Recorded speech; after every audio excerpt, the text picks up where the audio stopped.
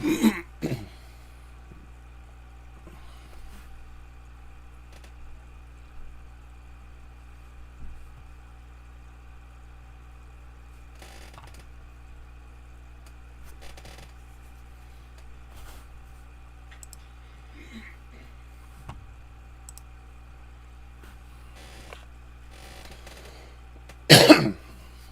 me.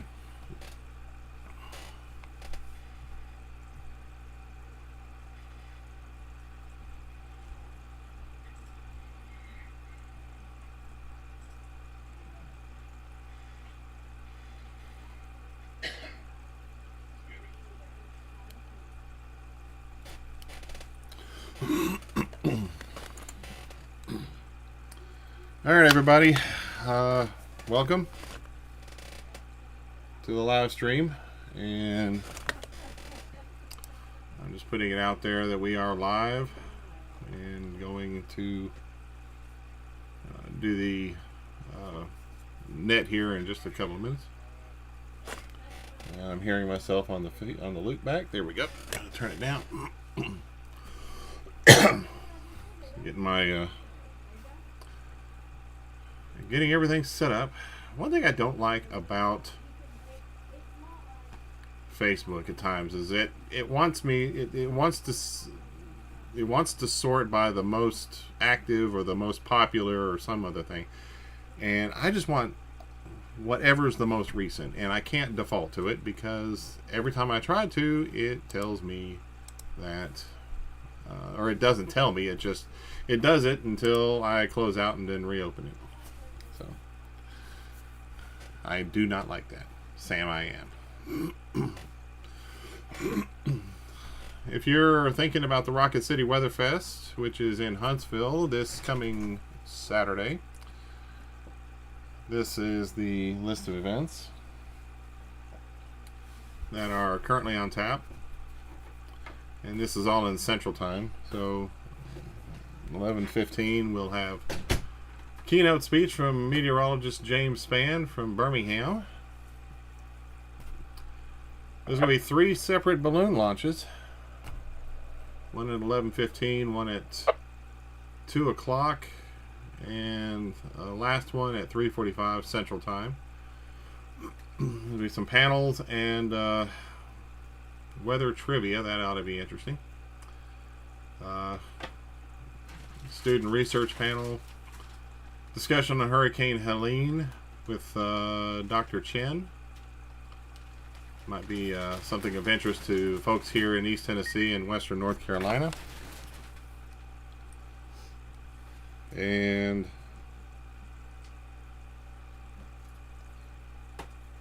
that's weird. Got a notification on my phone, but it don't tell me what it is. Anyway, so that's the events coming up in Huntsville this coming Saturday. We'll be going live on the net here in 3 minutes.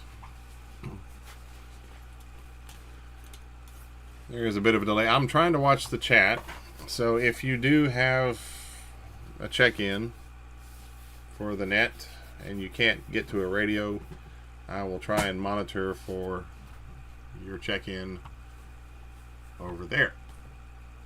And I've got to find that check-in sheet. There it is.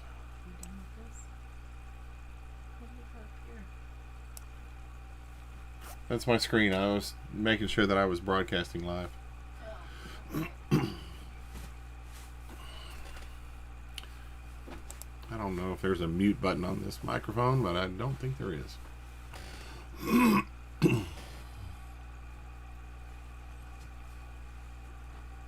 Well, there is. There's that. So, anyway.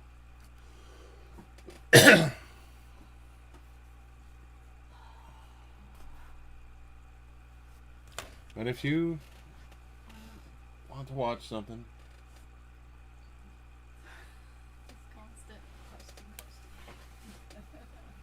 I can't go up and do anything right now.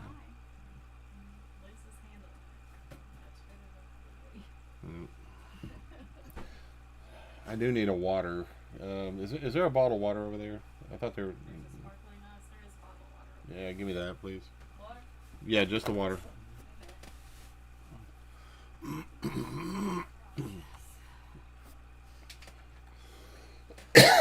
I've got a frog in my throat, and Yeah, I figured you weren't doing the thing yet. I'm about ready to here in a minute. Where's the remote? I threw it over there, I thought. No, here it is. I had to have the volume down though because I'm live streaming it. So. Oh, you are live streaming it? Yes. Oh my god. So whatever I put it on. Right, that's why I said, mute it, or I can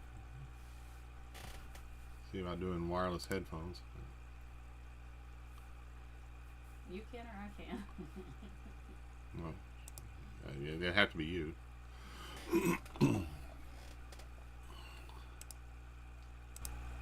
Okay, we're about to go live. It is 8 o'clock. Time to rock.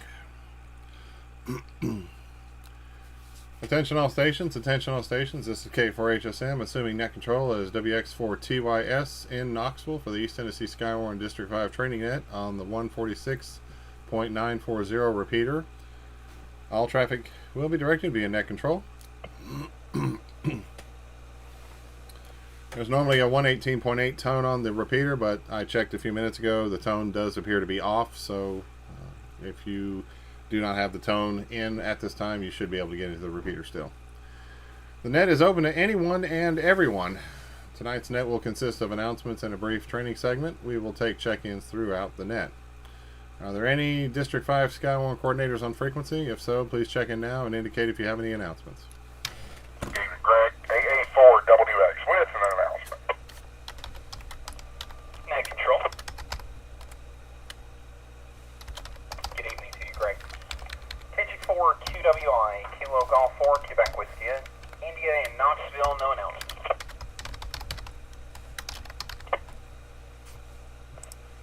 November Alpha 4, Whiskey X-Ray, Jordan, Mobile, and Blunt County, no announcements.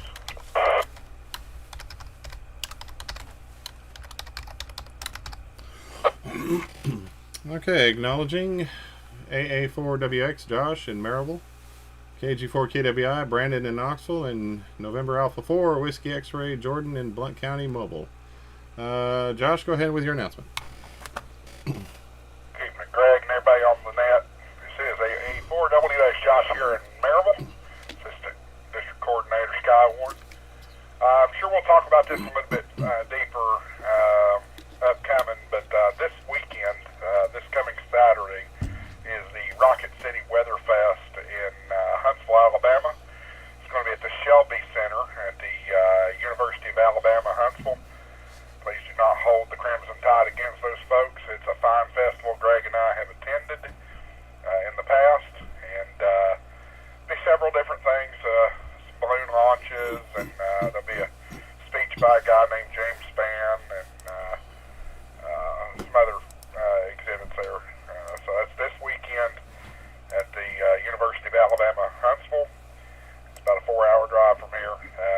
Starts at 10 a.m. Central Time. Please note Central Time. Thank you, Greg. AA4W.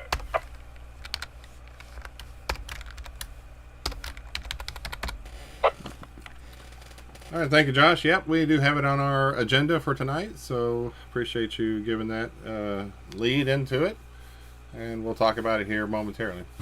Any other District 5 personnel that want to check in before we continue on? It's WX4TYS. KQ4DIJ and Boys Creek.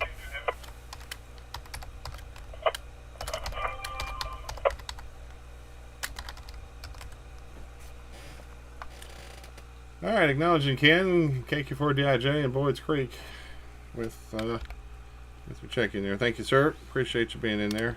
I'm trying to get the timestamp in here. All right, we'll move on. Any district coordinators from other areas of East Tennessee or liaison stations therein? If you'd like to check in now, please do so. WX4TYS, District 5 SKYWARN Training Net.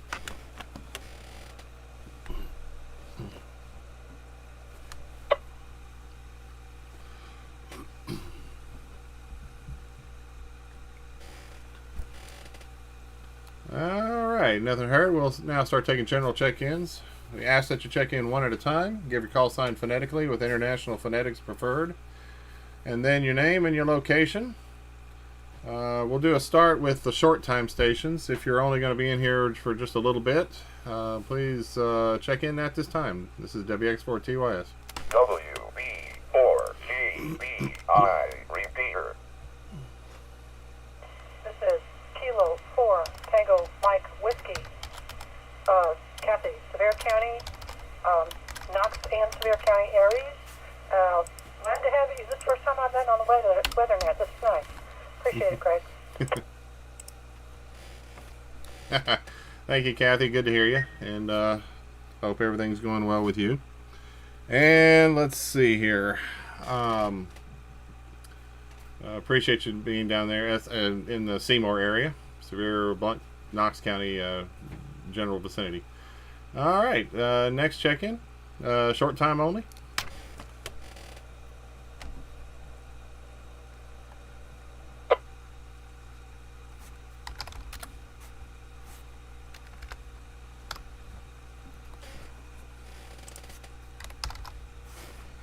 All right, everybody's in for the long haul. Cool. All right, we'll go back taking regular check-ins here. Same format, call sign, name, and location, and one at a time. Standard check-ins, call now.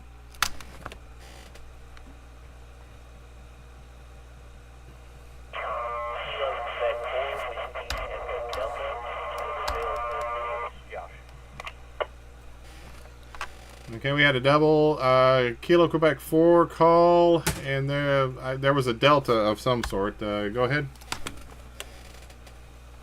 Kilo Quebec 4, November Papa Victor, Mike over in Anderson County.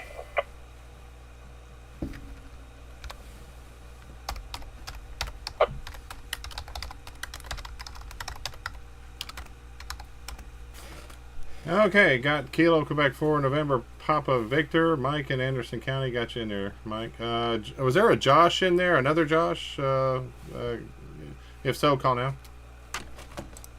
Yeah, Kilo Quebec 4, Whiskey Echo Delta in Maynardville. This is Josh. Kilo Quebec 4, Whiskey Echo Delta. Is that correct, Josh?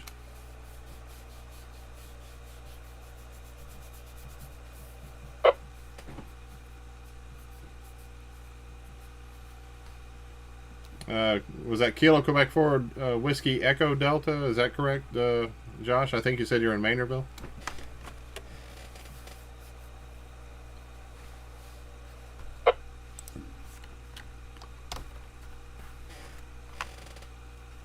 Okay, we may have lost him here. Hopefully he'll be back here in a minute.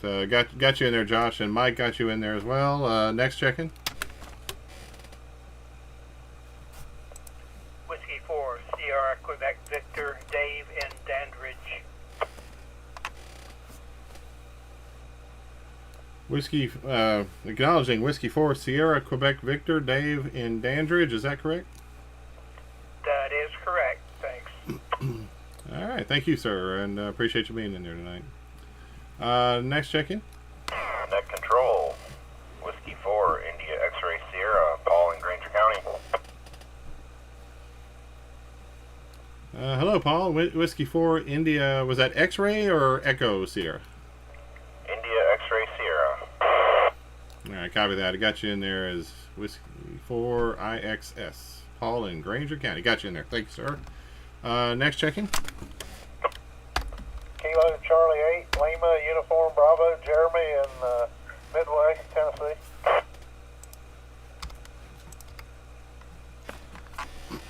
Acknowledging Jeremy, KC8LUB, Lima Uniform Bravo, Jeremy in Midway, is that correct?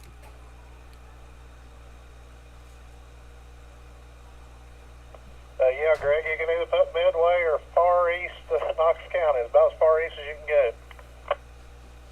Oh yeah, I know where you're at. It's just making sure we had it on the log here. Appreciate you, Jeremy. Thanks, and appreciate you being here tonight. All right, next check-in. Call now. Net control. This is Kilo Zulu 4, Alpha Uniform, KZ4AU, Todd, Blount County, no affiliation, no traffic. Okay, Todd, thank you, sir. KZ Kilos Zulu 4 Alpha Uniform, KZ4 Gold. the chemical symbol for gold. There we go. Got you in there, sir, and appreciate you being there. You do not have to be a member or be spotter trained to check in. Just have to be a ham. That's all we require. So thanks again. Next check-in, please. This is Kilo Golf 4 Golf Mike Uniform, KG4GMU Norm in West Knoxville, Knox Aries. Good evening to the net. And hello to you, Norm, in West Knoxville, KG4GMU. Got you checked in, sir, and thanks for being there tonight. Next check-in, call now. This is Kilo Quebec 4 Quebec Charlie Juliet KQ4QCJ Caleb in Tellico Plains, Monroe County. Good evening, Greg. And good evening to you, Caleb, KQ4QCJ in Tellico Plains. Got you in there, sir. Thanks again, and good to hear you tonight. Next check-in, this is the WX4TYS with District 5 SKYWARN Training Net. Next check-in, call now.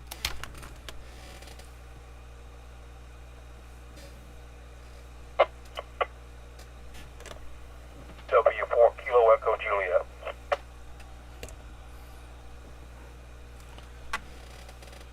Acknowledging W4 Kilo Echo Juliet. Name and location for the record, please.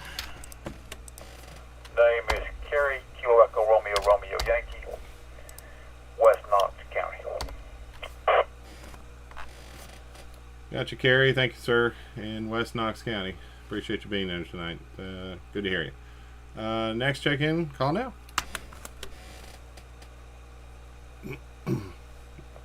Net control, please check in Whiskey 8 Bravo Romeo Delta, W8BRD Bill, over here in Newmarket, Jefferson County, no affiliation. Acknowledging W8BRD Bill in Newmarket, Jefferson County. Good to hear you tonight, and hope you're doing well. Thanks for checking in. Next check-in, call now.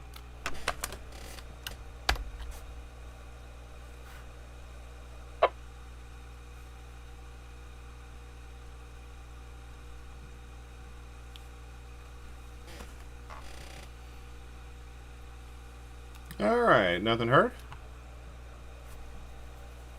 We can take a pause right here. We got about 18, I think, maybe 17 check-ins so far. Thanks a lot for checking in with us tonight. And just a little heads up. Back in January, last month, we had a snow net that we did for the snowstorms that hit. It was on the 10th of January.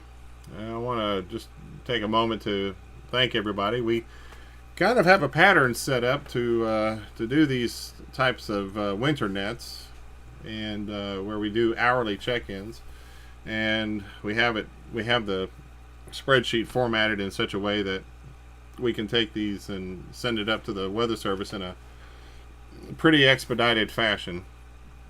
And we had over about 110 check-ins, maybe 109. I gotta do my math here. About 109 different check-ins, different.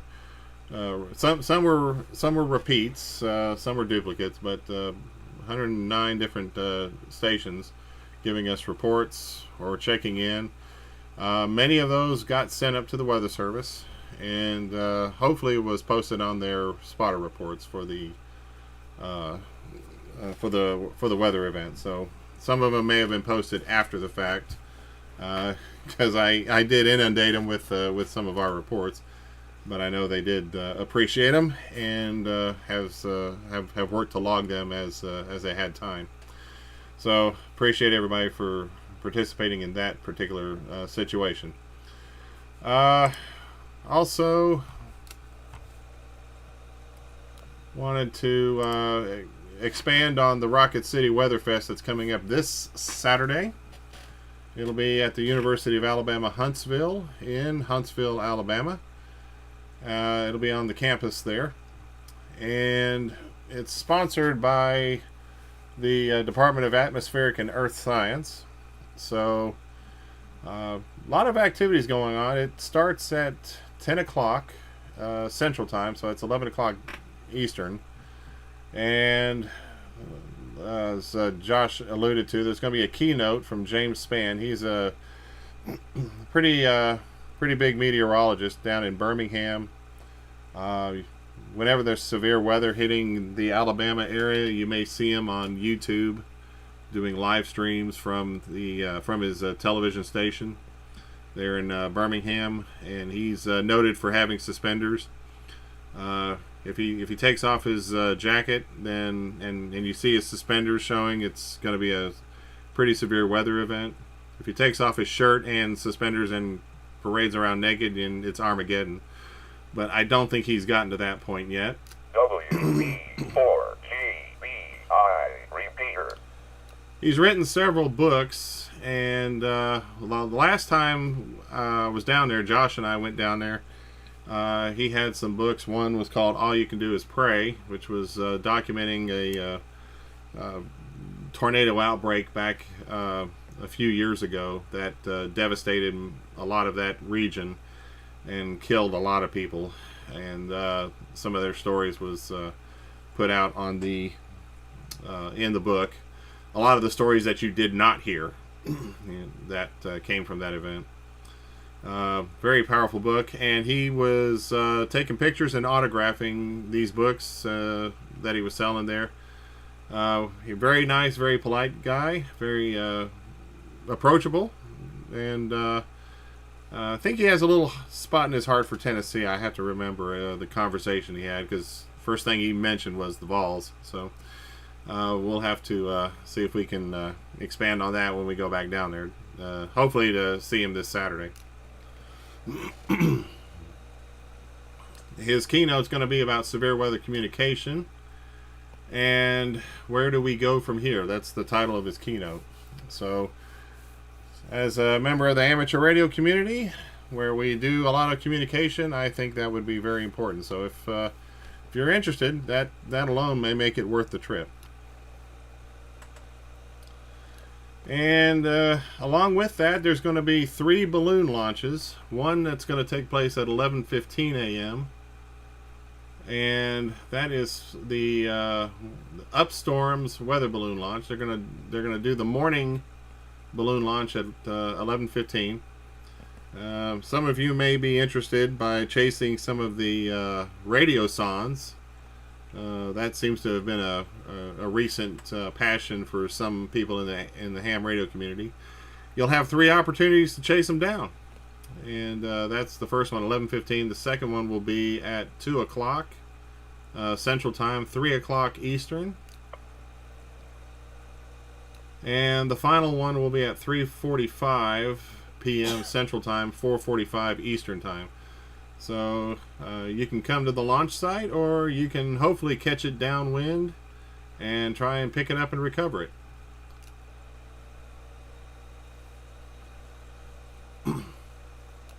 Another event is going to be a discussion on Hurricane Helene with Dr. Chen.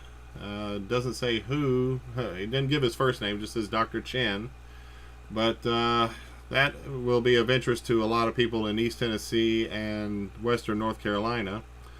The lessons learned and beyond is the topic for that particular forum. That'll be at 12:30 Central Time, 1:30 Eastern. And there's also going to be some weather trivia, kind of like, I don't know if it's Jeopardy or what, but it's a trivia competition. So if you're a weather geek or weather nerd or the casual weather observer, then you might be interested in that. There's going to be a student weather briefing. That weather trivia is going to be at 2:15 Eastern, or no, I'm sorry, 2:15 Central, 3:15 Eastern. Students from the Research Center are going to be doing a weather briefing at 11:40 a.m. and there's going to be a research panel at 3 o'clock. Those times are central. Representatives from Barron Weather are going to be there. I'm hoping one of my friends is going to be there in attendance, but we'll have to see. They're also going to have Tennessee Valley Weather. You may have seen them on YouTube. MapNet, the University of Alabama Huntsville AES department. Representatives from the American Meteorological Society, easy for me to say, and the National Weather Association, AMS-NWA. Those are the ones that certify meteorologists. And there'll probably be some vendors at tables all across the area there with exhibitors and such. There'll be kids' activities and tours of the Swirl facility. It's Severe Weather Something Research Lab, and I can't remember what the I stood for, but the research lab is off of the campus there where they're doing the event. They'll have buses that will take you to the Swirl facility so that you can tour and see the vehicles that they use to chase some of these storms and some of the equipment they use to track the severe weather. It's a pretty mind-opening experience there, so definitely would invite you to go. And best of all, best of all, the event is free to the public, so it's open to the public. You're welcome to go down and have a great day. So I hope to see some of you down there. I'm hoping to be down there myself. I'll find out later in the week, but definitely would attend if given the opportunity. Any questions or comments about this? This is WX4TYS with the District 5 SKYWARN Training Net. AA4WX. Yeah, go ahead, Josh. Yeah, I want to give everybody a little extra incentive too. If you happen to go down, you and I were talking about this on the phone a little while ago, Greg. If you happen to go down, the Gigapart store is only about 2 miles as the crow flies from the event, and they will be open until 8 p.m. the night of the event. So a little extra motivation for you if you have the availability this weekend. Question. Yeah, go ahead. KG4GBI, how many of the coordinators are going? I don't know why that got sent. Well, I know Josh is going. I may be going. I'm got a couple of things that may conflict with it later this week, but if I can make it, I will certainly be there myself. Toss me on the hopeful list then. May have a funeral this weekend, but if not, then we'll see if we can make it. Yeah, certainly let us know, and we'll see if we can have a caravan going down or carpool. We'll try and get something figured out. And Greg, I am booked. I am going down Friday night, so maybe you two can convoy or several of you. Yeah, we'll put it out there. Like I said, I'll know probably about Wednesday if I can go or not, and if for some reason my Alexa went off here, I'm not sure, but yeah, we'll definitely try and accommodate as best we can, because I think we're just going to do a day trip there. Head out about 6 o'clock in the morning, because everything starts at 11 o'clock Eastern time, so you got about 5 hours roughly to get there, and it's about a 3.5-4 hour trip to get to Huntsville, so certainly doable to make it a day trip.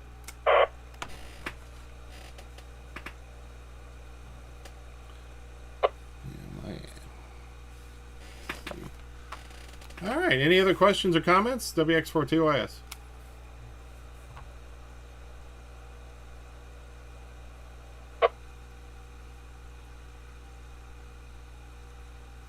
Okay, nothing heard? We'll take a pause real quick. If there's any stations that haven't checked in yet that would like to, more than welcome to. Don't have to be a spotter, don't have to be SKYWARN trained, just have to be a ham. You're more than welcome to check in. Give us a call sign, name, and location. Do it one at a time. This is WX4TY, standing by for additional check-ins. Kilo Foxtrot 4, Delta Kilo Whiskey KF4 DKW, David. Currently in Dandridge, also have a relay when you're ready. Sitting right next to me. All right there, KF4 DKW David, and currently, where'd you say you were at? Dandridge currently? And Michelli said, tell him that I'm at his house, so relay in KA3WYE. KA3WYE. Tim and Dandridge. All right, we got Tim and Dandridge, KA3WYE. Got him in there. I was going to make a joke, but I forgot he's also a repeater controller, and he'll shut the repeater off if I say something bad about him. So anyway, I'll be nice. Anyway, thanks guys for checking in, and hope everything's going well with you. Any other check-ins? Call now. WX4TY standing by. I'll make the joke. He's too good to pick up the mic and talk to us. Hey, X4WX. Kilo Quebec for Papa Golf Bravo, James in Maryville. Kilo Quebec 4 Papa Golf Bravo James in Maryville. Is that a QSL? Yes, that is correct.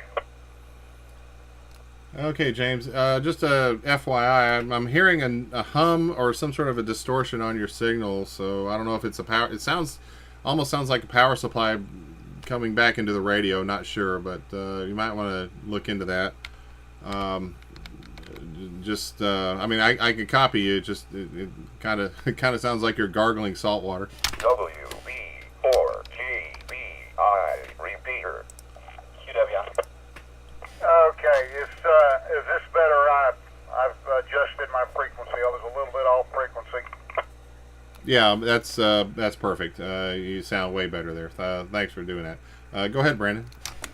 Matt, Scott it then. I was going to advise he was off frequency. Okay, I've heard, like I said, I heard a hum with it too, so it just sounded like a power supply feedback of some sort. But yeah, that certainly looked like that was the problem. But he sounds A-okay now. All right, James, thank you, sir, and glad to have you with us. Any other check-ins? Call now, WX4TYs. Same frequency, so I was getting feedback through it. Oh, I double with you. I'm sorry there. But yeah, James, I was just saying that you sound perfect there, so thanks for checking in there. Any other check-ins? Call now. Kilo Oscar 4, Whiskey India Yankee. This is Steve in Dandridge, White Pine, checking in.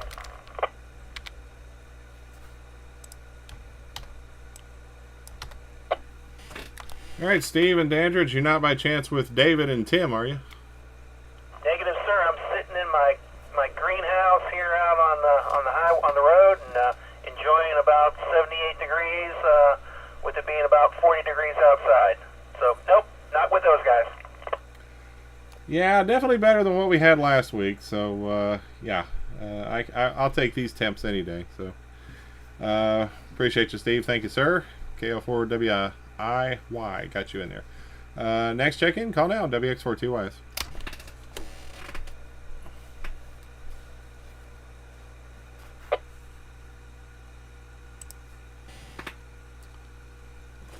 Okay, and just a heads up, I am live streaming this on YouTube as well. So if you're listening and do not have a way to reach the radio, if you look up East Tennessee SKYWARN D5 District 5 Training Net, should be on YouTube. Hopefully it's up and running.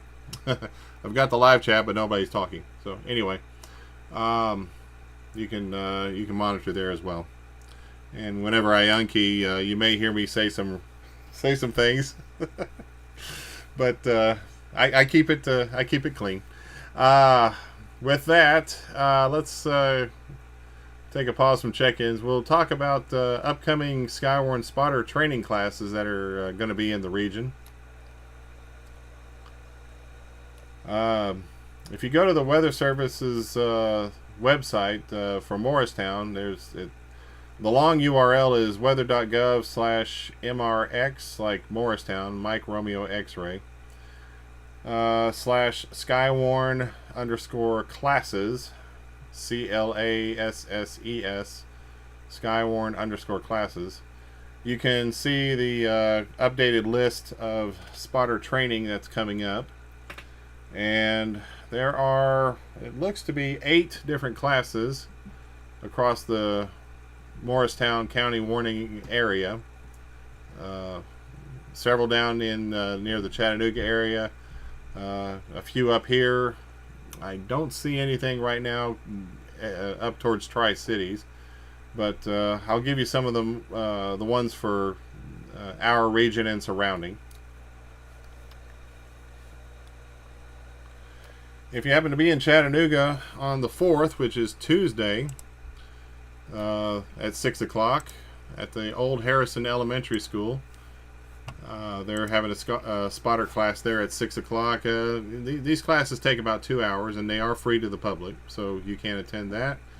If not, you can go by on Monday, February 10th at 6 o'clock in Anderson County at the First United Methodist Church in Oak Ridge on the Turnpike. And there is a contact there of Daryl Cook. You can reach out and let him know that you plan to attend. And it's only so that they can accommodate with enough seating and space for all the participants. So if you'd like to go to any of these, check the point of contact and send them an RSVP to let them know that you plan to attend. Next up will be on Thursday, February 13th at 6 o'clock Eastern at Roane State Community College in Huntsville, Tennessee. That's up in Scott County. That's north of here. Scott County, Huntsville, Tennessee has a class at 6 o'clock on the 13th. And again, that's at the Roane State campus in Huntsville in Scott County. There's going to be one in Hamlin County in Morristown on the 27th, which is on a Thursday. That's going to be at 6 o'clock Eastern Time. And it's at the Walter State Foundation Room on Davy Crockett Parkway. And again, there's a point of contact in a registration form that you can fill out. Again, 6 o'clock Eastern Time for that one in Morristown.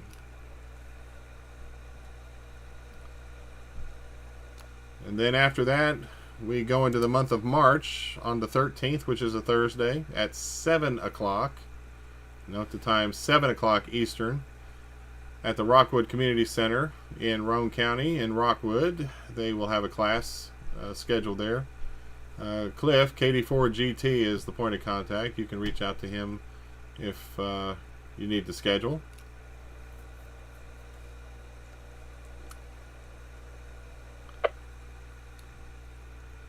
Then you have one in Cleveland for our friends down south that may be in that general vicinity near Bradley County. The Walker Valley High School will have one on March the 20th. That's on a Thursday. And that'll be at 6 o'clock. And Steve Weber, KA4ELN, he's the coordinator down there. You can reach out to him. His call sign at Gmail. Let him know that you plan to attend.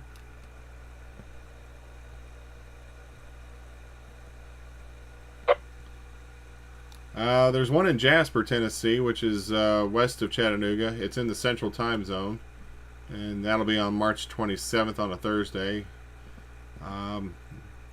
But then after that, on April the 3rd, which is also on a Thursday, Cott County will have a class at the Cott County Professional Development Center in Newport, and that'll be on East Broadway, and that's at 6 o'clock Eastern Time. Again, that's on Thursday, April the 3rd. So these are the current classes that are scheduled. Again, this list gets updated, so I would check on a weekly basis if your area has not been listed yet. I know Knox and Blount counties are being worked out. Typically, Knox County may have 2 sessions. Same for Blount County. They may have a couple of sessions separately.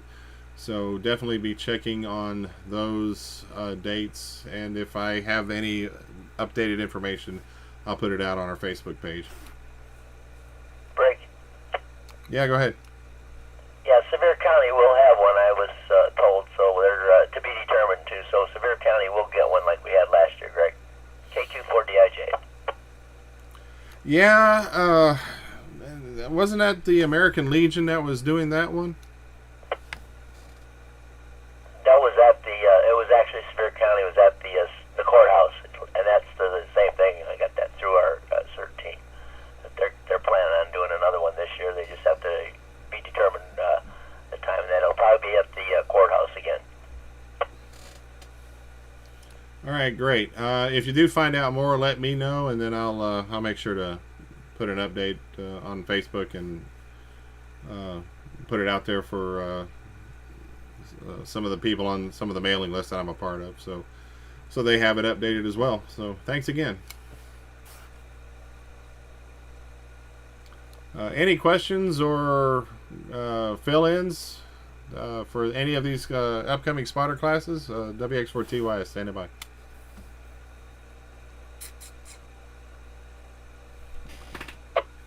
Baby catcher found me online. Station calling, go ahead. Kilo Golf 4, Quebec Whiskey India. Hey Greg, does the online courses still replace the in-person courses? You may have already covered that, and I may have missed it. Yeah, the online courses are still available.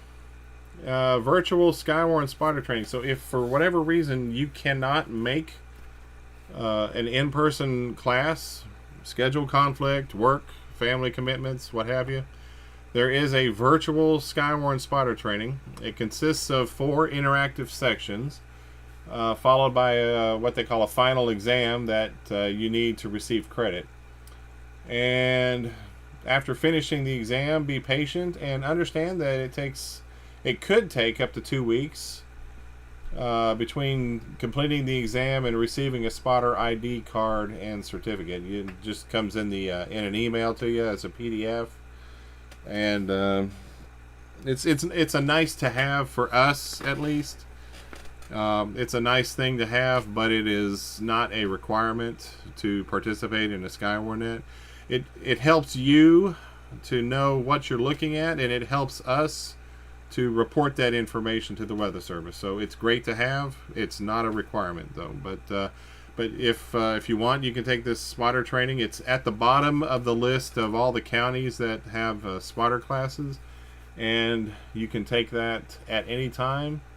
And again, there is there may be a waiting period to process your training and get the ID card. They give up to 2 weeks, but I've seen people getting theirs within a couple of days. So it just it depends on the schedule of the staff there at the Weather Service.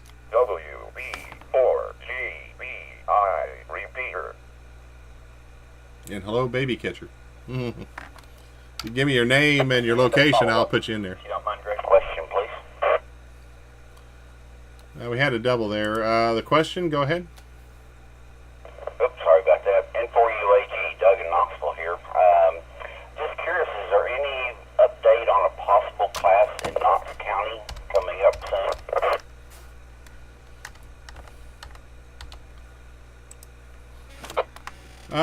Doug, no, I mentioned that just a second ago, but no, they haven't scheduled one just yet, but they should. I haven't seen one not get scheduled, except for the pandemic, but yeah, we should expect to see one. Hopefully, I'm just kind of spitwadding here. Probably in the next week or two, I would think we'd have an update on that. And if it's a time period after our next scheduled training net, then I will of course announce it during the next training net. But yeah, for right now, there's not one listed, but I'm pretty sure they're going to have one scheduled pretty soon. Okay, great. I need to renew. My certification expired, so I need to do a renewal. So I just rather don't have to drive out of county at night. I don't drive real well at night. But anyway, so thank you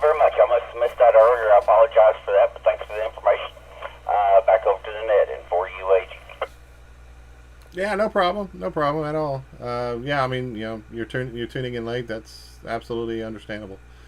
But yeah, right now, Hamilton, Anderson, Scott, Hamblin, Roane, Bradley, Marion, and Cott counties have classes scheduled. But again, I do expect that to change, and we'll have an updated list. I'm pretty sure sometime later this week. But yeah, as soon as I find out something, I'll put it out on our social media channels and announce them on our next training net. And that's another thing you did bring up, Doug. Thanks for reminding me. They do recommend that you take a SKYWARN class at least every 2 years, just to keep up to date with any changes in information that may have occurred since the last time you took spotter training. And there is occasional changes to the criteria. There may be changes to the way things are reported, what they're looking for, etc., etc. I know their severe category requirements have changed over the years, so they do get updated from time to time. Any other questions or comments or late check-ins? Call now. WX4TY is standing by. Kilo Quebec 4, November Papa Victor. Yeah, go ahead, Mike. This is probably a stupid question, and you probably already answered it, but I was drifted away apparently. The classes here that are coming up, the one I'm going to be in, the one in Oak Ridge, those also issue a certificate, correct?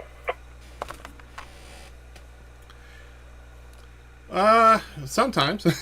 I've heard of people that say they have not received one, but what should happen is when you go to the class, there should be a sign-up sheet where you put your name and your email address, and you fill out your name and your email address, and they should have a database. Anthony's actually shared that with me at some point, but there is a database that is out there that has the names of spotters, just the names and the locations. I don't have like physical addresses or anything like that, but just basically showing how many counties are being represented by spotters. So yeah, if you have not received one, just make sure that you fill out that form, and if you haven't heard back from them with a spotter ID, just let me know, Mike. But again, it's not a requirement. It's just something that, like I said, it's nice to put on what's the term, wallpaper, something nice to put up on the wall as a token of being a good ward of weather spotting. Over. Roger that. The only reason I can think of that I really need a certificate would be to put in my Aries task book.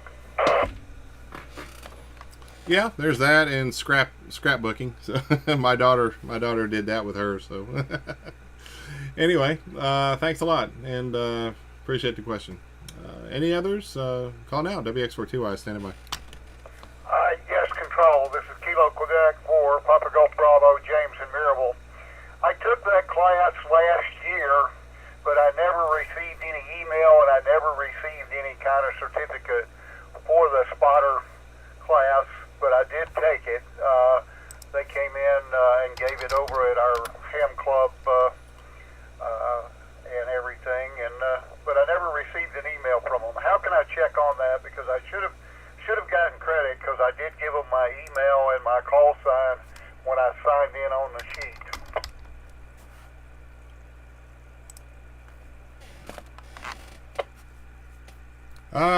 You can check with Anthony Cavalucci. He's the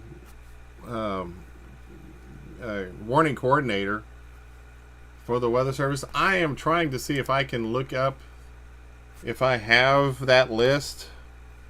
Like I said, I did get something from him at some point. If you'll give me a couple of minutes, I'll see if I can find that spreadsheet, and if I can, then I'll see if you're on that list. Okay,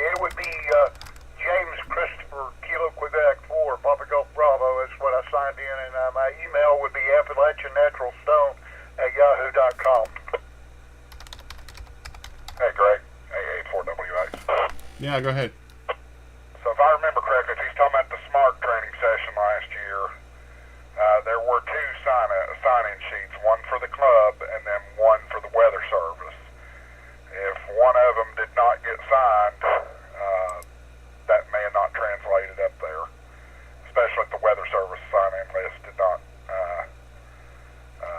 get signed in. But I remember there being two check-in lists.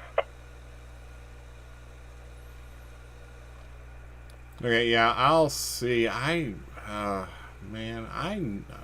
Yeah, I'm just taking a look here. I'm pretty certain I should have something here. I'm looking for. Okay, I think I may have found it. So, give me a couple of minutes to look at that list. And NPV, what did you register from Blount County? Yes, sir. I was. I'm in the Smoky Mountain Amateur Cam Club over here, and I was. It was our club meeting that we had it.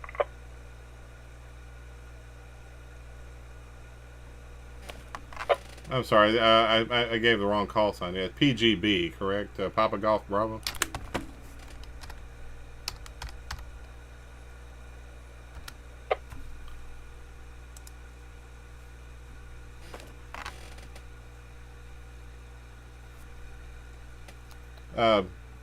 James, is that you that's inquiring?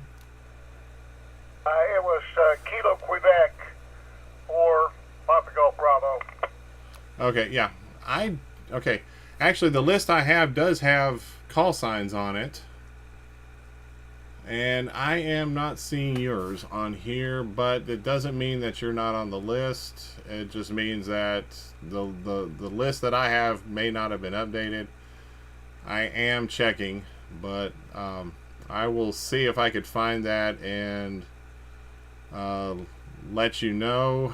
But yeah, right. Like I said, right now I'm not seeing it, but I'll see if I can get that information from you. And Mike, I'll look for yours as well. Craig, I have not taken it yet. I'm planning to take it here at the Methodist Church in Oak Ridge in a couple of weeks. Oh, okay. I misunderstood. I thought you meant you had already taken it, or like you were just doing it as a follow-up. But yeah, look forward to you getting your training. And like I said, it's about 2 hours long, and it's very informative. So definitely recommend it for everybody. And any other questions or comments on this or any other weather-related topic? WX4TY, standing by. Greg, I do have one other announcement that's unrelated when we get into other topics. AA4WH. All right, go ahead. All right, just want to remind everybody, because this is the last time maybe the last time we'll talk before, but the Dalton, Georgia Ham Fest is coming up this month. It'll be February 25th at the February 22nd at the North Georgia Fairgrounds, 500 Legion Drive in Dalton, Georgia. It's 8 a.m. to 2 p.m., so a one-day ham fest. $5 admission, and my understanding is all of the boneyard and indoor spaces are sold out. So it's Dalton Ham Fest coming up at the end of this month, February 22nd, 500 Legion Drive in Dalton, Georgia. Thank you, Greg. AA4WX. WB4GBI Repeater. All right, thank you for that. Yeah, there's also one next month in Sevierville at the Sevierville Fairgrounds. I'll try and pull up the information on that in just a second. James, can you give me your email address again, if you don't mind? I'm gonna send you some correspondence. I don't have you on my list, but it doesn't mean that they don't have you on their list. So if you'll give me your email address, I'll shoot you an email after the net with contact information. Okay. It's Appalachian Natural Stone at yahoo.com. and I'll go ahead and spell it out for you. It's APPALSCHIWARNSTONE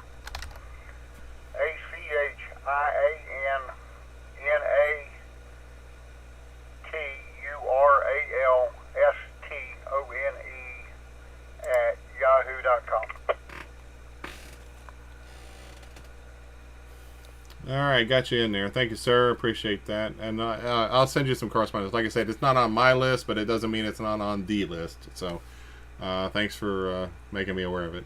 Any other questions or comments on this? WX4TYS. Follow up before GMU. Got two in there. GMU and Brandon. Go ahead, Norm. I already got you in there. Brandon, he's on line 17. But go ahead, Norm. Yeah, I was just looking for the James and Huntsville's book title and the spelling of the last name, KG4GMU. Yeah, absolutely. He's actually a ham.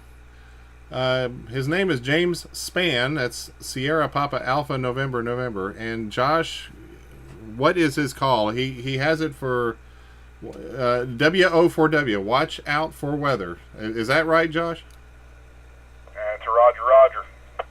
Yeah, you can look him up on QRZ. Whiskey Oscar 4 Whiskey. Watch out for weather. Roger, thank you. KG4GMU. Yeah, no problem. Thanks. Thanks for reminding me of that. Yeah, he's got a few. But he was selling them at the Weatherfest, and then signing him and taking pictures with people. It's a great great event. So he was very accommodating for everybody. Any other? Brandon, you had something. Go ahead. Yeah, I just wouldn't feel like I showed up if I didn't do this. But so I just want to make a second push towards taking the in-person class versus doing the online coursework. Even if you've already had it, as Greg mentioned, I recommend every 2 years. But if you can, try to go every year. It's an amazing opportunity to kind of build a partnership with the meteorologist. In addition to repetition is part of our learning process, and it really helps whenever you're trying to report information in. You know exactly what they're looking for and what format that it's in, just the same as we try to do with the training nets, but as it adjusts. But you also get a lot, I think, informal conversation, kind of touches on radar, some of the things that you'll hear us talk about on the radio that's outside of the scope of what you're going to see on the website. And the instruction that you get in person, you get to Q&A a little bit where you don't on the website. So I would strongly encourage you to pick the in-person, if you at all possibly can, over the website training. But if you can't get there, still definitely renew online. KG4QWI, thanks, guys.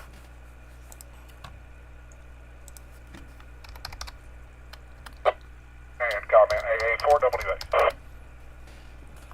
Yeah, go ahead, Josh. Yeah, I second Brandon's motion on the in-person thing. Also wanted for the fellow that was asking about James, I want to point out a few months ago I hosted a SKYWARN symposium on my YouTube channel, Ham Shack TV, and it was just basically a roundtable discussion among four of us, myself, James Spann was on there, W4W, Greg was on there, and of course Jeremy Buckles from the National Weather Service was on there. Pretty easy to find. If you go onto YouTube and search SKYWARN Symposium, you'll be able to find it real easily there. It runs about an hour and a half in length. So if you're curious more about James Spann, that's the place to find it. Back to you, Greg. 4WS.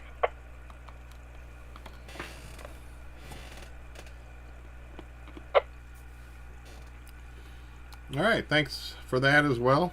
And also acknowledging KZ4WTF checking in on our YouTube channel. So I am trying to pay attention there. And not sure who the other person is there, but I'm not having a snack. I did open up a pack of breath mints there. I felt like I needed one. All right. Any other check-ins or comments? We'll stand by. WX4TYS. Comment. Yeah, go ahead.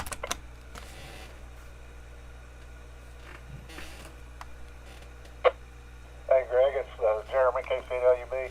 The Hamfest in Sevierville is March the 15th. The gates open at 8 a.m., but the boneyard opens at 6:30 if you want to set up or anything. But that's March the 15th. It'll be a Saturday down in Sevierville at the fairgrounds, KCWB. Yeah, thanks for that, Jeremy. I was starting to look for that. Was there last year at the boneyard at 6 o'clock, and had half of my stuff sold before daylight. So, and that is one thing, when they set up, the sun does not come up, so for at least another 30 to 45 minutes. So bring your flashlights. I can't stress that enough. Anyway, appreciate that, Jeremy. I may be there this year doing an estate, assisting with an estate sale, so we'll see. Thanks again, Jeremy. Any other check-ins? We'll take a take a late call for check-ins at this time. WX42S.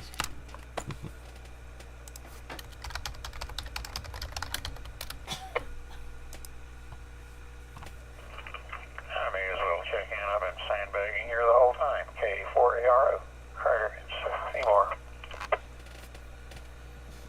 Acknowledging K4ARO. Craig in Seymour, is that right? Negative, Carter. Okay, yeah, Carter. Okay, I thought that sounded off. Thank you, Carter. And got you down there in Seymour. Thanks again. And hope you're doing well tonight. Any others? WX4 or TYS?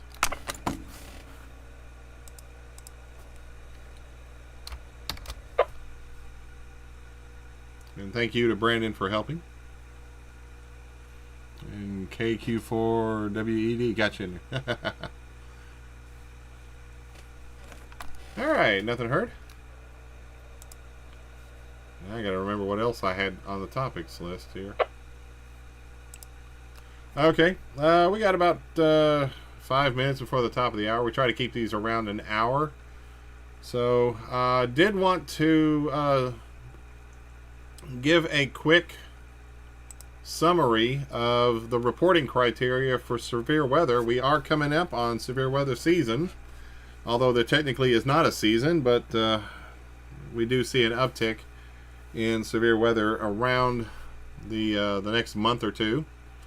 So be on the lookout for severe weather, and of course we'll be on this repeater and possibly on the 736 machine if we have severe weather to the north of us in the upper part of East Tennessee in those counties where the 736 may do a better area for serving the people that are up there.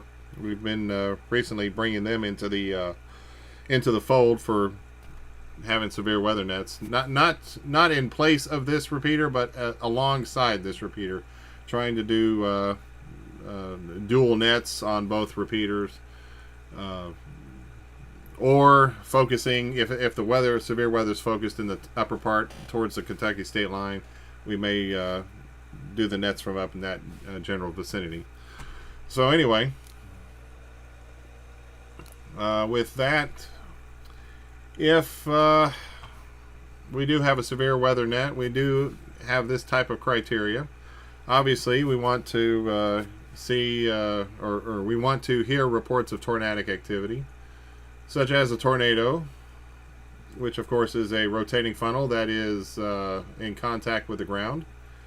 Then you've got your funnel clouds, which is a rotating funnel descending from the cloud base, but not yet in contact with the ground. You don't see debris flying in the air just yet.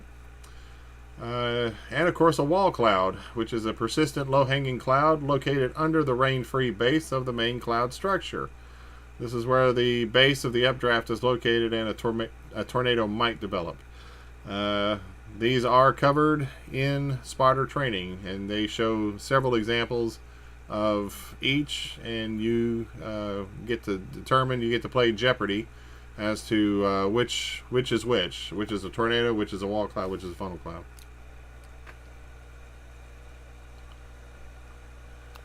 Then there's hail, of course. Hail is those frozen ice balls that come down at ballistic velocities sometimes and do damage to vehicles, siding and trees.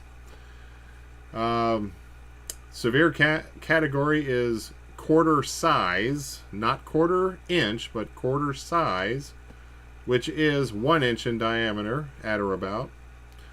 Now you've got pea-sized hail, which is a quarter inch. That is not severe, but still is could be a indication that more severe weather or possible tornadic activity is in your area. Then you have penny-sized hail at 3/4 of an inch, $half size, ping pong ball, golf ball, and baseball-sized hail. When you give the reports of hail, we ask that you not use marble size for 2 reasons. WB4GBI Repeater. The main reason is that marbles come in plenty of different sizes. There's some small, some large, some just right. But the bigger reason is that the National Weather Service labels marble size at 1/2 of an inch, which is about the size of a mothball, your average mothball, and they don't consider that severe. So if you consider a marble to be about the size of a quarter or larger, that's severe. But if we try to report that to the Weather Service, they may classify it as less than severe and may not issue the proper updates to the warnings should they have been issued at that time. So definitely consider that when giving your report. Try and use coins, U.S. coins. I don't have time to go and try and find out what a rupee size is for whatever country that belongs to. So U.S. coin.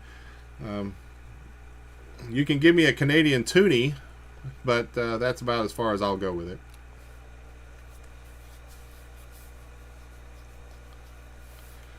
Okay, next up is the wind speeds. And one other thing about hail size. Even though severe is 1 inch or greater, we take any hail report that you got.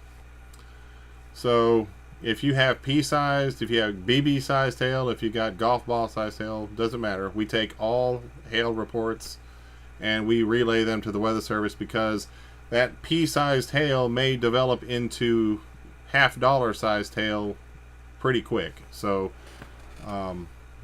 we definitely want any kind of hail reports, because typically hail can be an indication that something more severe is on the way. Then we talk about wind.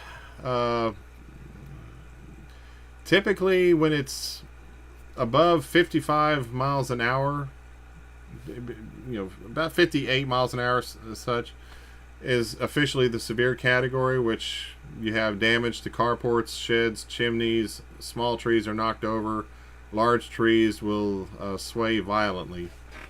Net Control has the discretion to take wind speeds at lower rates. So if you have a wind speed of 30 miles an hour or greater, then most oftentimes we'll take that report.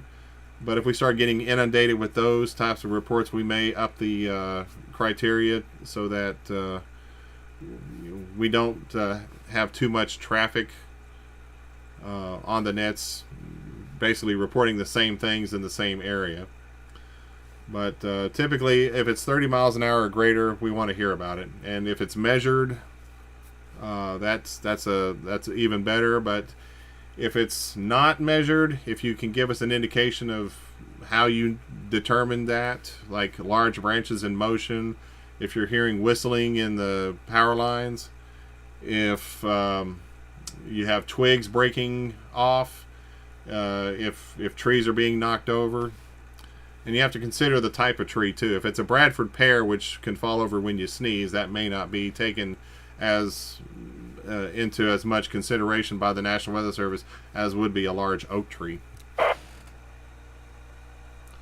And there, in relaying to the YouTube comments, There are gust wind speeds and constant wind speeds. If you're getting a 35 mile an hour gust, yeah, let me know that you're getting a gust of wind at that speed. If you're measuring it, hopefully your weather station will tell you the difference.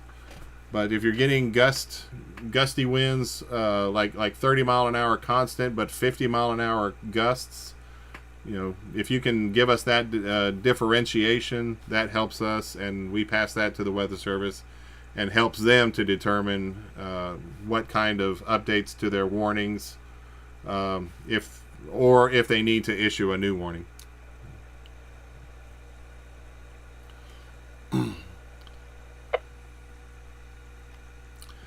All right. And of course, many of you know the difference between a watch versus a warning, but just to reiterate, if it's a watch, it means conditions are favorable for severe weather. That means that you should take that time to prepare for the severe weather. Severe thunderstorm watch, severe thunderstorm warnings mean that severe weather is in progress or imminent. Take shelter if you're in the warning area or the polygon, as they tend to draw them out now in a kind of a odd-shaped polygons now, as opposed to just splashing an entire county in a watch box or a warning box.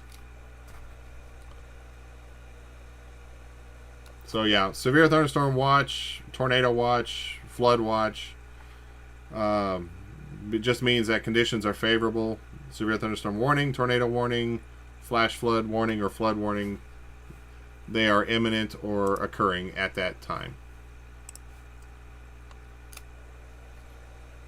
Comment, AA4W. Yeah, go ahead. Just give them a little flash forward, folks here. There is a new warning system that is being tested and engineered and worked on. Last I'd heard, we're still probably 3 to 4 years out from its deployment. But the thought process behind it is that the warning polygon will be in motion. It's called a motion-based warning. And so, just like you watch it on radar move, well, the polygon, the warning polygon, will move as well along with the storm, so that you're not constantly waiting on an update for anything downstream. Again, they're still testing it and still engineering the system, but that is an innovation that they are working on down the pike, and the goal of it is to prevent, the first goal is to save more lives, but the second is to prevent more, what do they call it, false alarms? Crying wolf, I guess is the right word. AA4WA making that. Follow up. Yeah, I think they're waiting for more advanced technology in the smartphone environment, because I think that's what that in motion is kind of geared towards, is cell phone alerts. Making sure that the cell phone technology is getting more advanced and more specific to a particular area rather than a broader region. Because sometimes when they issue warnings and such, you may be out of the area that's within that particular polygon box, but your phone's probably going to be alerted based on which cell phone tower it hits. So if you're pinging a cell phone tower in the warning box, then you might get the alert. Whereas I think the advancements would actually look at where your phone is specifically to do that. I think that's what I was hearing on a previous discussion about it. Josh, or I'm sorry, not Josh, Brandon. I think was that you that had the follow up? Yeah, and I know Josh gave a very simplified answer to it, but and I know we're already over on time, so I'll be brief. The reason this is important, or it's a milestone, if you will, in the warning being issued, is the warnings have always been issued based on when the storm meets severe criteria. And therefore, if the storm is literally right over West Knoxville, then Knoxville may only have a 1-minute lead time, where if it's a rolling update, instead of waiting for it to expire out, it's a rolling update. It'll have a set time frame that it's constantly giving you an advanced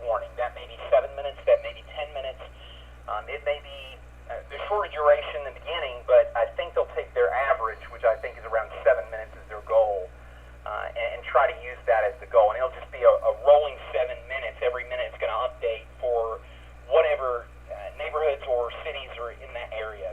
So hopefully that explains kind of why we're running into the issues with the warning system now, and why you have less lead times in some areas than you do others. It's truly based upon when the storm hits that criteria, and also how long it maintains that criteria. They let the warning expire, or they will cancel it if they see it's obvious that it's dropped below.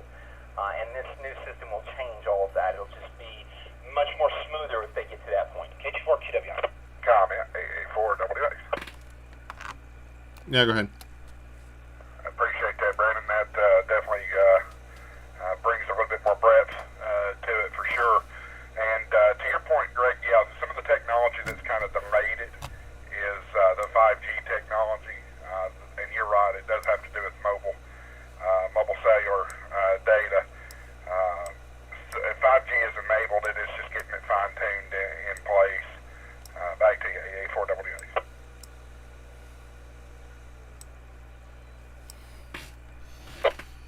Yeah, no problem. And yeah, well, we can go over on time if we're having a really good discussion like we are now. So I mean, you're just saying it typically goes about an hour. So, but thanks guys for that expanded information there. One other thing about severe weather reporting is flooding. I want to cover this real quick before we move on. Typically, the Weather Service is looking for rain rates of 1 inch an hour or accumulations of 2 inches over 24 hours. 1 inch of hour rain could be indicative of flash flooding. 2 inches in 24 hours could be more broader flood warning material. Of course, what happened last September, October with Hurricane Helene kind of emphasizes the importance of flood warnings and such. There's flood advisories, flood watch, flash flood watch, flood warning, flash flood warning, and a flash flood emergency, which I think they used for Helene was the flash flood emergency. And it is a it's important that you pay attention to these warnings, especially when the flooding is covering roadways that you may be familiar with, or more importantly, may not be familiar with. If you try to go down a road that's got some water going across the road and you're not WB4GBI Repeater. Sorry about that, and you're not familiar with that particular stretch of road, it may look like the water's pretty shallow, but if you're not familiar with it, there may be a dip and you go down into it and you get carried off. A lot of vehicles can be swept away in 6 inches of, or excuse me, well, 6 inches of water can knock you over if you're trying to walk through it. 12 inches of water can float most vehicles, and 24 inches of water, about 2 feet, can sweep away SUVs and pickup trucks. So as they give this saying, turn around, don't drown, and it's for real. A lot of deaths that occur in severe weather happen because of flooding, not necessarily because of tornadoes or hurricane force winds. It can happen because of flooding, because people think they can go down this particular stretch and they end up floating their vehicle or floating away with their vehicle, and bad things can happen at that point.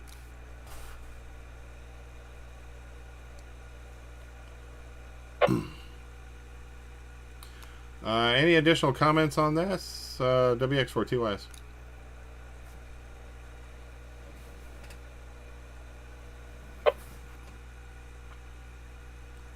All right, nothing heard. We'll take another call for check-ins. Anyone that joined in late, check in at this time. When you check in, give us a call sign, name, and location.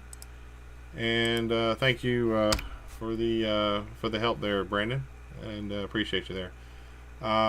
Any last minute check-ins? Call now. WX4TY, stand by. KR4AXE, Joe, Sevierville.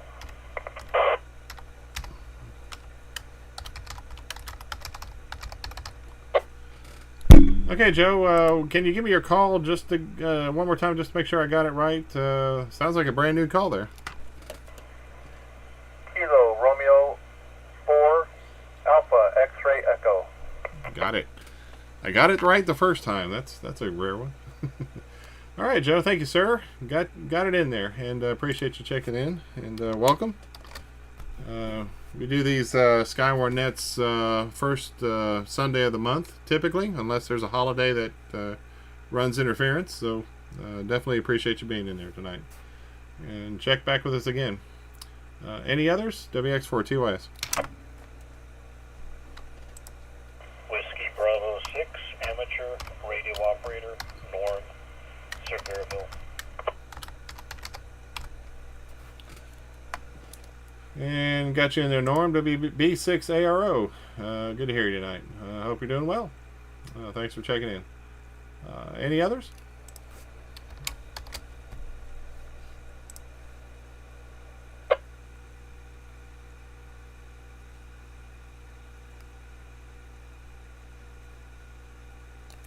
All right, nothing heard.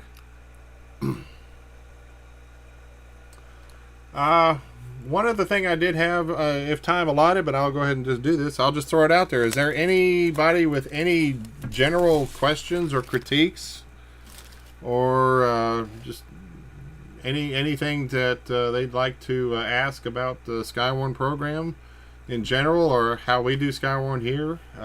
Any kind of discussion on that? If you have anything like that, happy to discuss it right now. This is WX4TYS.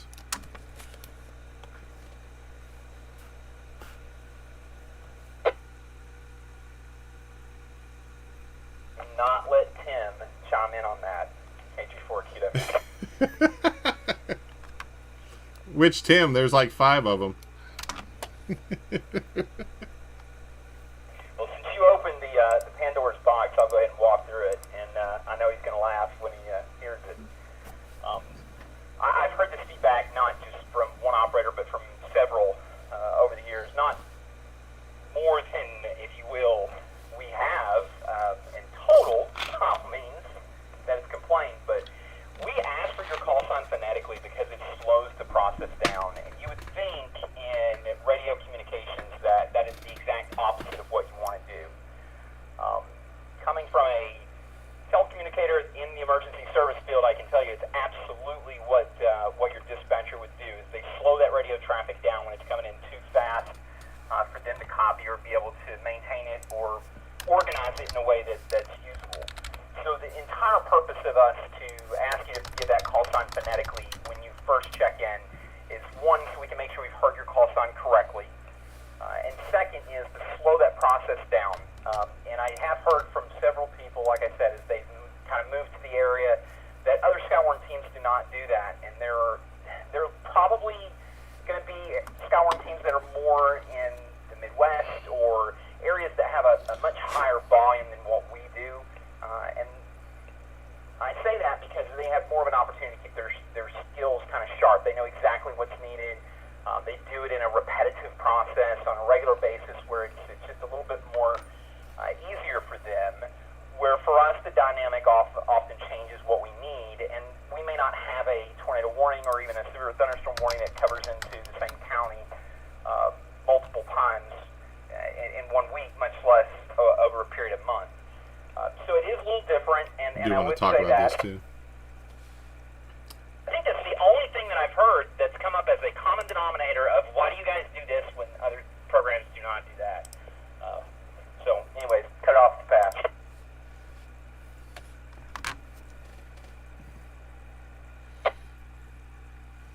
Okay, thanks, Brandon. And there's 2 different sides of it, of course. You getting the information quickly, but it's also getting the information accurately. Like a couple of the call signs earlier, just making sure I got the call signs correct. But when you have differences in letters that sound alike, that could be the difference between getting an accurate location and getting something in two different counties away. So definitely want to have as accurate of information as possible when submitting that to the Weather Service. And just like if I get your call sign wrong, like if I say K4HSN as in Nancy instead of M as in Mancy or Mary or Mike, the international is Mike. If you look up K4HSN, I haven't done that recently, but there that person may be on the other side of Georgia or Alabama or some other state, or maybe in another part of Tennessee. And if you're trying to get the information and you mistype his call and you go and you just and I've done this, I've been guilty of doing this while doing nets. I've searched for their call to get their location, because I've come back to them to get that location and they didn't come back to me. They reported the traffic and then they moved on. So I will try and get their... Sorry about that. Getting long-winded again. I will try and get their call sign so that I can at least get a general area of where they're normally located. But that doesn't take into account, are they mobile? Are they visiting the area? We have a lot of people in Sevierville that are visiting from out of town, so that comes into play as well. So trying to get the information as accurate as possible by doing phonetics when asked is going to help us ensure accuracy in our reporting. Anything else to add there, Brandon? No, I can tell it's been a while since I've actually summarized this or put it together in a statement, because it did not roll off the tongue very smoothly. But I think it is key to remember that we are slowing you down, and that is intentional. It is 100% with intent. And I think when we train and we do these training nets, that one of the most important things is to be transparent with you as to what we want or expect for you to do, and that is, when you're checking in, slow way down. Do the call sign phonetically, because if we have to request a correction or for you to repeat it, not only does that double the radio traffic for just your call sign itself, it also increases the risk of someone doubling or tripling and us not being able to copy that again, and then it repeating in a similar process to the point where it bogs the radio down. As a reminder, this is why we call it a controlled net. It is that process of control that ensures that we do not lose the control of the communications, and therefore it just falls into chaos. So I think maybe that explains a little bit more polished as to why I wanted to put it out there. We are slowing you down. We are doing it intentionally. It does serve a purpose, and when we are past the check-in process where we know who you are and we know where you're at, it's not as crucial to make sure that we basically we probably get the last 3 of your call and be able to figure out who you are. WB4GBI.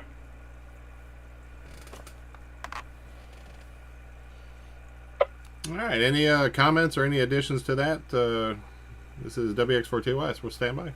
WB4GBI Repeater. KG4GMU. Yeah, go ahead, Norm. Coming from the Atlanta area, there are a number of clubs there that handle a lot of SKYWARN stuff and military-affiliated radio system. All branches pretty much said the same thing. When you're calling in on an initial call to have your name listed on a roll, you should be writing it yourself at the same rate that you are speaking it, and not faster. Good point. Yeah, that's a good point there, Norm, and thanks for bringing that up too. Yeah, and kind of like what Brandon was alluding to, you're not slowing down yourself. You're slowing down the net control station, because there have been times, and I am absolutely guilty of this, where I start to get anxious or anticipatory, trying to figure out what's coming next. I start to get into that, speed mode where I'm thinking I'm the Flash, where I want to be, going at supersonic speed trying to get the information. But then, when you have that kind of effect going on, that leads to critical mistakes. So yeah, you're doing a dual purpose there, slowing yourself down, slowing the net control down, so that minimizing the possibility of errors there. Good point there, Norm. And yeah, writing it down, or in my case, typing it down. I still use a pencil and paper whenever is needed, because sometimes technology does fail us.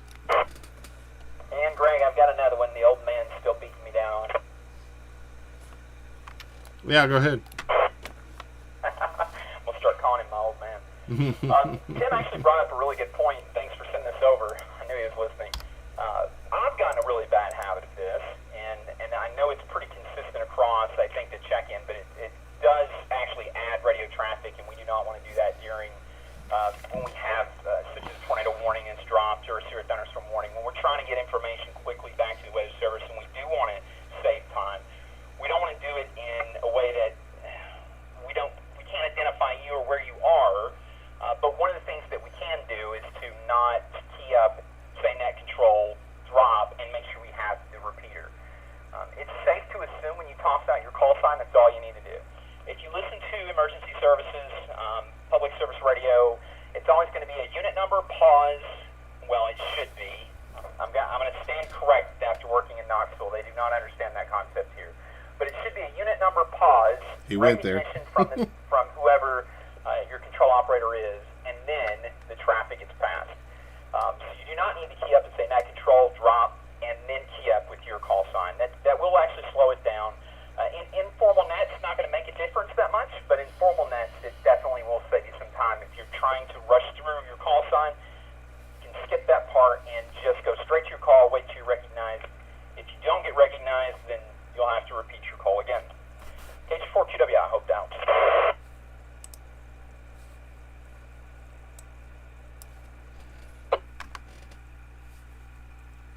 Okay, thanks a lot, Brandon. I appreciate that. Any comments or questions for the discussion? WX4TY, standing by.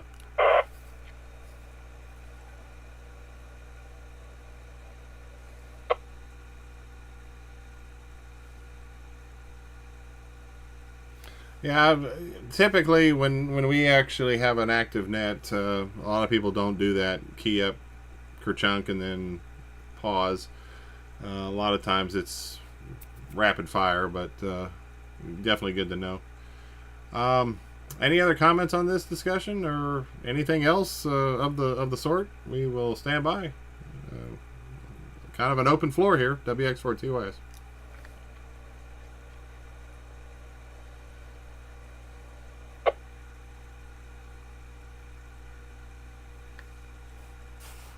Okay, nothing heard. Same comment, just tossing my call sign out there too. I told you the old man's beating me down today. KG4QW. I queued up a little bit with you there. Did you have another one there, Brandon? Yeah, he's giving me a hard time over here, but he's still beating me up. Instead of saying comment, you can actually just toss your call out. So that's another good one. That it will save some time and organization into the net. And as I make that mistake, Tim calls it out. Appreciate that. Yeah, I mean, typically when somebody says comment, I pretty much know who they are. If especially if they've checked into the net already. Like tonight, Josh threw it out. I recognized him just because I'm familiar with him, and a couple of the other guys that jumped in there. So it's one of those things where you can kind of pick up on it just audibly from interacting with them. But it also, if you hand off net control to somebody else, then they may not recognize those voices. So it's 6 in one hand, half a dozen in the other. I think in some instances. But yeah, if you're looking at more formal, more structured, then yeah, we would do away with it. But at this time, I don't see an immediate need for that. But that of course could change as situations warrant. We are all the time having to adjust our policies and our procedures just to as new scenarios approach, and we get if we get into a conflict or a situation where we need to make this adjustment for future reference, it does happen from time to time. WB4GBI. Yeah, go ahead. I appreciate you kind of going there, Greg, actually, because I think it's a great way to summarize some of this. I think it's important for us to walk away with the things that we talked about around this. It's not a requirement, right? We're not going to smack you across the head or slap you with, I can't remember what the official observer letters used to be called. It's nothing of that format, right? Not with that attitude. Something that we officially document or say you did this wrong. It's a way for us to, basically where we miss this repetitive behavior, where other teams towards the Midwest are a lot busier or straight up Tornado Alley, it gives us an opportunity to kind of build this repetitive behavior, and that's the purpose of the training net. And I will tell you, you're always going to see at some point in time that we're going to tend to go back to these time-saving or what we think is beneficial moments of where we'll take shortcuts until we kind of course correct and come back to it. So definitely don't take any of it as negative feedback. It's not that at all, and it's not a requirement of change, so to speak. It's just good ways that we can be more alike the professional services in which amateur radio more or less embraces the concept of. So when the professionals go down, we're there to back them up.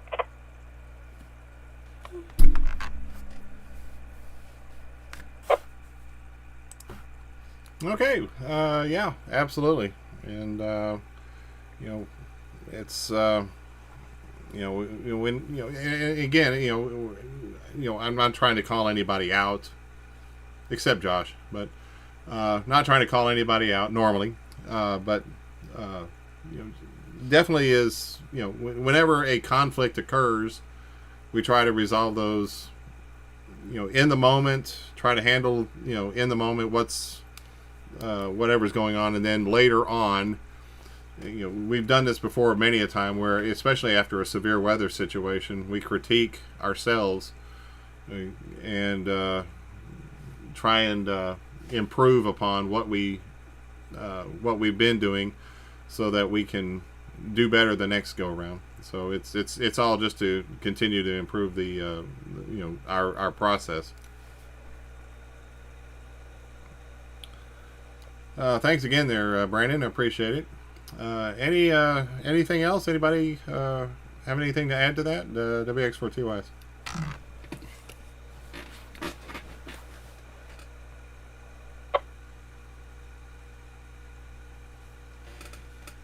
KA3WY.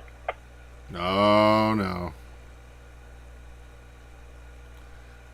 Oh boy, Tim, KA3WYE. What do we got? Well, I just said Brandon another one, but I thought, well, maybe I'll just say this one here myself. Please, I beg you, Oh no. don't chase the storm. As a retired public safety person, you put yourself, the public, and public safety employees, I wouldn't know whether anything you're about paid that. or a volunteer, you put their life at risk for chasing the storm and getting yourself into a jam. Yeah, I can agree with that. I'm guilty of this. Back when I was a little younger and a little less intelligent, I was doing stuff like that. But before the movie Twister came out, before either of those movies came out, and I learned that it wasn't always the best thing to do. Damage to my vehicle.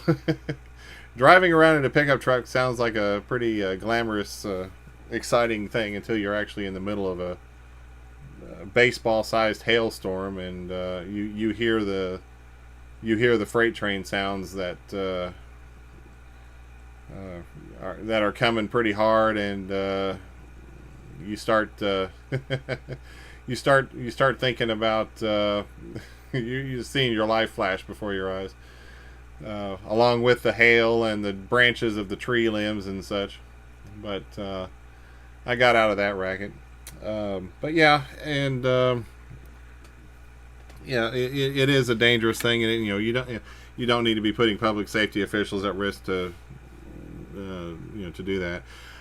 There is something that Reed Timmer, I'm sure many of you know who Reed Timmer is, and WB4GBI Repeater. Reed Timmer, he's a scientist, and he's a storm chaser, and he goes and he does this professionally, but it kind of makes it look pretty intense. But I think Oklahoma is trying to pass a law that if you want to be a storm chaser, you have to apply as you have to fill out an application. You have to be officially recognized as a storm spotter and working with a government agency such as the National Weather Service, NOAA, or Department of Safety, one of those platforms in the state of Oklahoma. You can't just drive in there and start chasing storms, getting on YouTube and taking super chats while you're driving. And that's another bone of contention that I have that we could save for another time. But I see where they're going with it. I don't know. They're six in one hand, half a dozen in the other again, to borrow that tired analogy. I see where they're going with it as a good thing, but on the other end, how can you tell if someone's chasing a storm or if they are just going from point A to point B and just happen to be caught up in it?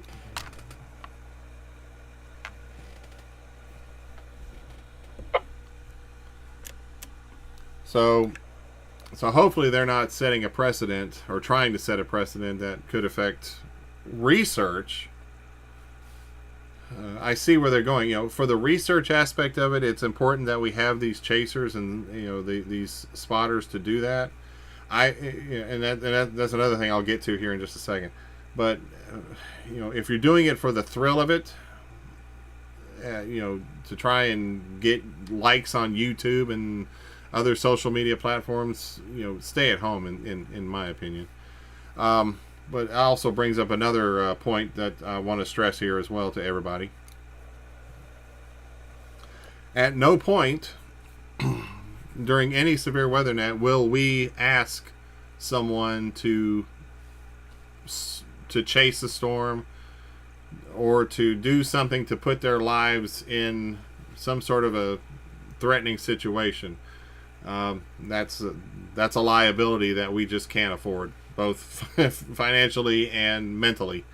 So at no point should you ever be asked to chase after a possible tornado or stick your head out the window or out the front door of your house to see if that hailstone is actually baseball sized, and then you risk getting your noggin conked a time or two. So if you ever encounter anything like that by any net control, you are absolutely welcome to reach out to me and let me know, and we will put a stop to that. We can't along the same lines, I can't stop you from doing it. Now Tim will yell at you, but we can't stop you from doing it if that's what you want to do. We've had people do it before while they're traveling from point A to point B, and that's their story and they're sticking to it. But we're not going to be the ones to dispatch you. We do not dispatch for any reason. We don't do that. If we may ask you to confirm something, but not at the cost of your safety. So if you can't, you can't, and we can always find another way to try and validate that information. So, make sure that is also out there, so that nobody gets any false notions there.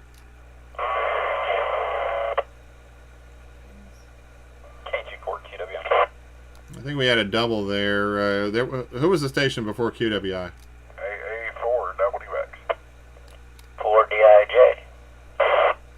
Okay, so DIJ, WX, QWI. Was there anybody else? All right, Ken, let's go to you first. Yeah, just to Tim's point, I guess, a lot of times when I do tours now, we get talking about SKYWARN, and the thing I always inform people when they say what SKYWARN at, even if they find out I am working with it or I mention it, I always give this line, and that helps maybe the public too, I don't know, but I always say, I'm a SKYWARN observer. We observe, we don't chase. And with that, then they know I'm not a chaser. I'm not Twister on TV doing storm chasing. So sometimes I think in the groups that I run through anyway, because I do tours and that with people, it helps them understand, because they say, I thought those guys were always chasing. I go, no. If you see SKYWARN, our motto is we observe, we don't chase. So that's just helpful maybe for some folks. K24DIJ. That's good. Yeah, it is. Yeah, that's a good way to put it. And there is a difference between a storm spotter and a storm chaser. So yeah, but yeah, storm observer. Yeah, that's even better. So thank you for that, Ken. Josh, you're next. Yeah, I like that, Ken. I do like that. And one good way to point it out is the SKYWARN logo is an eye. An eye equals observing. If the Weather Service wanted us to chase, it would have been a car or a man running or a woman running. I don't want to get in trouble. The thing I wanted to bring up is we've had this happen in the past, but damage chasing. We don't need folks damage chasing either. What I mean by damage chasing, I've done that. Driving down my road. Folks going out and being looky-loos. But it's so much fun. Back what they see. So much fun as you're getting swept away in the current. Home or en route to something, but it's another thing to go out and seek damage. Back to you, Greg. Yeah, Roger. I've never done that, so I can't. I guess I can't throw stones on that one. Yeah, I've done that, especially when we have a lot of heavy rain. I'll drive down to the road here below my house to see how the flooding is, just to see how if it's severe or if it's minor. I've been guilty of it as well. So, but yeah, trying not to add to the situation, just trying to see how my neighborhood is affected. And usually it's because I'm waiting for family members to get home if they're out and about. I've had my daughter out, she's working and she's on her way home, and I've driven around. I've done it with the best of intentions, but sometimes you don't want to add to the problem. So good observation there. Brandon, I think you were next. Go ahead. Yeah, I'm gonna drive a paint line right through the middle of both of your statements. So one thing that I will tell you, the spirit of the law that is coming out of Oklahoma, if it ever does actually come into law, is there's too much traffic that is on the roadways in order for research to be completed in a safe manner with an exit strategy, and people that are not basically trying to become social media, if you will, experts or rich people in one day. That's what they're trying to avoid. The storm chasing has had some research. It's been beneficial. You know the stories behind that. But what it has become more of is a marketing process. And I remember the first time I had an opportunity to go chase with F5, and there was like $250 or $500 entry fee for it. It's full profit, and putting that profit before safety is always going to be the issue. Oh, yes, I've heard of that. The spirit of the law is basically to eliminate any researchers from coming in the area that are not organized with a government facility,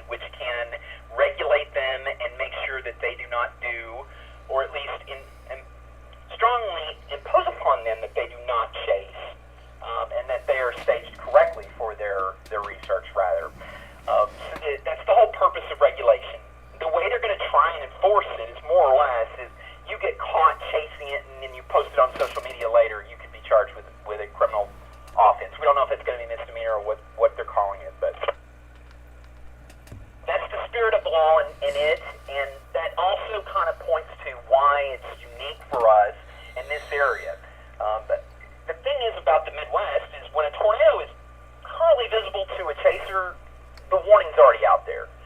The technology is so much more advanced than what their eyes are, and they know that. That's why they're in the right spot already. The technology's already evolved past that, so it's not a necessary step that I know of from a research perspective.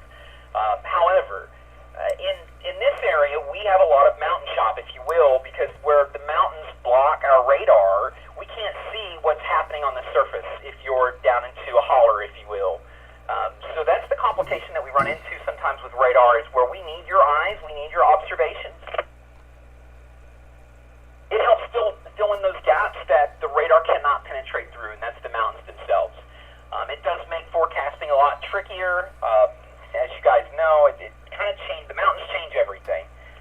So that's the part that I will say that your reports have an impact on whether the warning drops or not. In the areas that we're kind of referring to, Oklahoma and so forth, those guys do not affect those warnings. Those warnings are dropped well before they even get close to that. And I say that because what we do ask is when you're doing your reporting, WB4GBI Repeater. your observer report is a validation as if that warning was issued accurately or if it was possibly over-issued. And that's the entire spirit, if you will, of the SKYWARN program from the very beginning since its inception. It's never been to chase, but to validate. And as you know, if you've been in the program for very long, after a tornado touches down, they go out and they do a survey of the damage within 1 to 2 days to try and determine what the strength is. They also determine what path it is, and then they look at that on radar and interpret based on the conditions. Were there leaves on the trees? Was there a hill? Was there a mountain? What may have changed it or may have made it appear as if it was in one place on the radar but another physically on the ground? We're talking about feet here, folks. I mean, less than 100 feet probably. Nothing that we're going to change with our advanced, if you will, trying to give the Weather Service a heads up. So our observations are their validation. It's what tells them if they gave an accurate warning or not, or if they need to draw back on that. I think it really speaks to the purpose of SKYWARN is not to try and create an advanced warning, but sometimes it can in this area, but more importantly that it's validation that the warning was issued appropriately. And this is why we don't get branded on safety. And those of you that did not know, I used to coordinate my own district, District 7 in East Tennessee, for many, many years before I moved here and then started helping Greg. But do not chase. It is absolutely a no-no.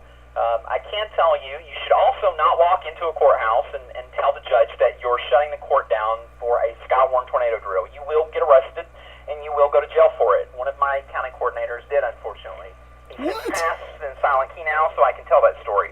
But I think it goes to speak to this chase mentality, right? You're once you've taken the spotter certification course, and that's why we want you to do it, but once you've taken that, you take all the liability. We give you the ins and outs, the do's and don'ts, and if you do get stuck in a storm, where the best place to be is going to be. But by that, we acknowledge and we admit that if you get stuck in a storm, whether you were observing it or not, the tools that we'll give you in this class we think will put you in a better position than the general citizen, and that's why they call it weather-ready area, in which citizens are trained to respond appropriately and go to appropriate structures based on the warnings. But we're never going to tell you to chase, and if you get out there and chase, you're good chance that if you do not get hurt, you still may pick up a ton of legal issues that fall in behind that if you get caught in doing it. And posting it on social media is the easiest way to get yourself caught. And then at top of that, they will revoke your spotter certification and tell you you're no longer authorized to call into the Weather Service to provide any such reports because of the liability. So hopefully that answers some of the questions for you. It is so important to us, though. This is where we are a relay service. We're just supposed to relay the information. We take it a bit further because we care about the team. We love you guys, and we want to ensure your safety in every way. So we try to keep track of where you are. If you're in an area we know is going to get hit hard, that we follow up with you. But that's not a relay service. That's more of kind of cutting into dispatch procedures. So we try to do both. And when we try to manage both, it makes it a little harder. But hopefully that provides some insight to you. KG4QW. and WX42S. Okay, I need to go back here. We need to back roll just a little bit about this guy who went into a courthouse. That story has not been shared with me, so you're gonna stick around here, Brandon. I'm gonna make you stay in your spot and tell me this story. But Josh, you go ahead first.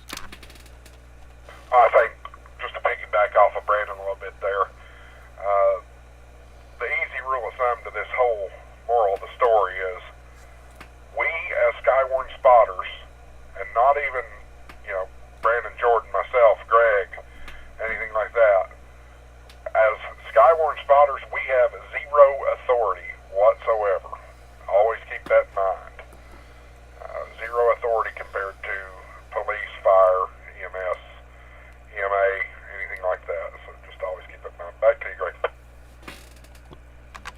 And even the NWS. I mean, the NWS may ask for, if there are people that are in certain areas, but they're not going to ask for people to go to certain areas. That's up to the public service and first responders. So thanks for that.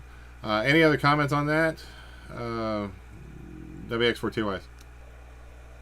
I think it brings a great contrast to where this was going to begin with. If you hear a metro operator tell you to chase something, chances are the way that they have asked for information has been misunderstood. That much is clear. The same as if the Weather Service asked if we have any reports in the Sevierville area does not mean they want people to drive to Sevierville to look for those reports. It does strongly require some common practical sense.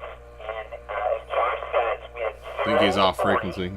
but you do have 1,000% liability. Everything you do, you're going to wind up paying for in damages, repairs, or in legal costs if you enter into an area which is a controlled area. And we saw some of this after the hurricane came through, where people were trying to go in as an organization, not saying amateur or Aries, but if you try to present a SKYWARN badge or ID card and say you have some authority there, you're going to find yourself in a world of mess real quick. Takes 4 you to go. Brandon, I just sent you a text. I think you're off frequency. Check your radio real quick, because you sounded like that other station previously. Yep, it's 5 kilohertz off, right on the dot. This display's giving me some trouble. Sorry about that. That's right. We heard what you said. It just came in with that buzz and that sound like you were gargling salt water. Josh, did you have something? I don't think so. Okay, I'm just making sure I'm getting everybody in here. I just couldn't remember if I already got you in on that one. All right. Thanks again, everybody. And I pulled up the article about the bill in Oklahoma. It's the Oklahoma Emergency Weather Response and Tracking Regulatory Act of 2025. It would require storm chasers to apply for a state-issued license, which would grant them access to areas that might be closed off to the general public during a severe weather event. Again, there's a lot of good intentions that come with these things. I can see where they're trying to be proactive, but sometimes, as I think we know, when you start passing laws like that, then there's the legalities, and not only the legalities, but the what constitutes someone breaking the law at that point. And that's when you start getting to those gray areas, and then you get into the abuse of power versus the positive intentions of what someone's trying to do, and all that. So I think this could be leading down a very very dark path. Anyway, any other comments on that before we wrap that up? WX42S.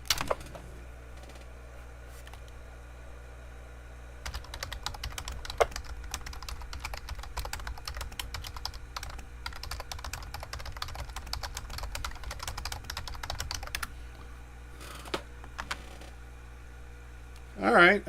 With that, let's see here.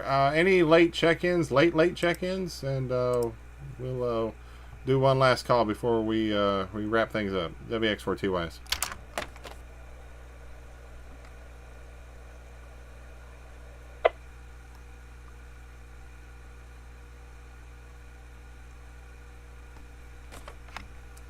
All right, nothing heard.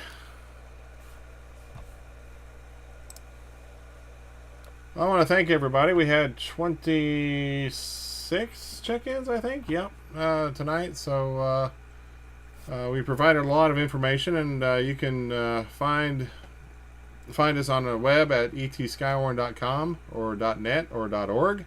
All three go to the same place. And we also have a Discord server. You can check for a link if you need. You can send me an email at Greg, G-R-E-G-K4HSM @gmail, and I'll send you the link if you need it. We also have our social media page on Facebook at ET_SKYWARN, as well as on X, also at ET_SKYWARN.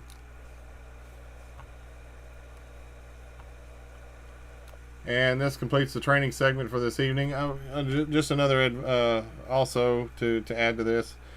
ETSkywarn.com also has links to the spotter training classes, as well as articles that may be of interest.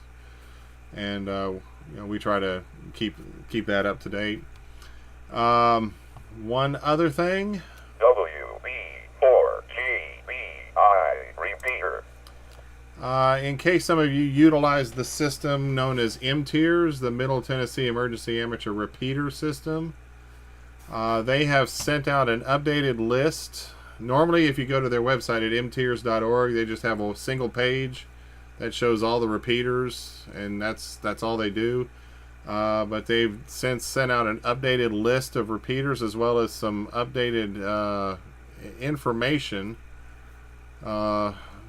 Links via the frequencies, and I think links via the counties are also now included on their PDF file. So if you go there, mtears.org,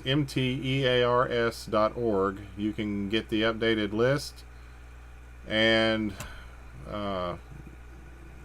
they often will be active during severe weather events throughout the middle part of the state going into East Tennessee. We sometimes will try and use MTIRS as a backbone to the Weather Service, but more often than not, we're pretty much sticking to 694 here to do our weather nets, and then we'll try and utilize MTIRS whenever possible.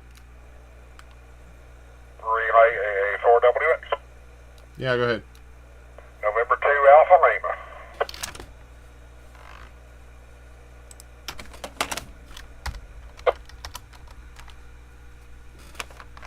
Got him in there. That makes it 27. Okay. Thank you, Andrew. Appreciate you checking in with us. Any other last calls before we wrap it up?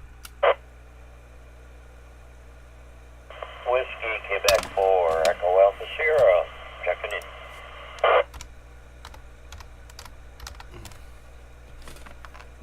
in. Was that Whiskey, Quebec 4, Echo Alpha Sierra? Is that correct? That is correct. Feed over here in Lenore City.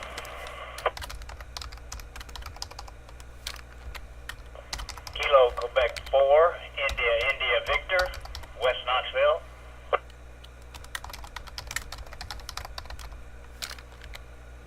Okay, thanks, Pete. Got you in there. WQ4EAS and KQ4IIV. What's your name there? Got you in West Knoxville? Charles, West Knoxville, Charles.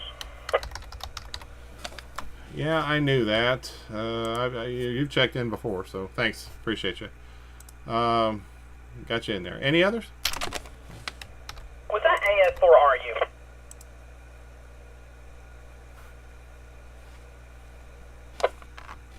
No, I haven't heard from them tonight. Oh, okay. I'm sorry. Catch you for TW, I think. Yeah, no problem. Last call.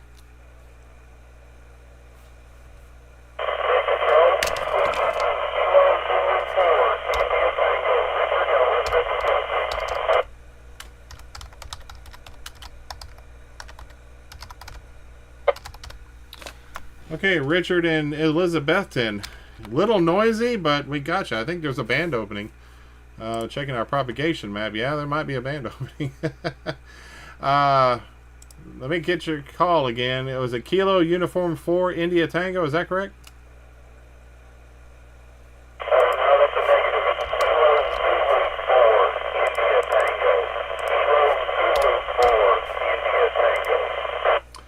Gotcha there. Kilo Zulu 4 India Tango. Yeah, just a little bit of noise, but we got you in there. And thanks for checking in there. Appreciate the check in there. I did catch Elizabethton. Is that correct?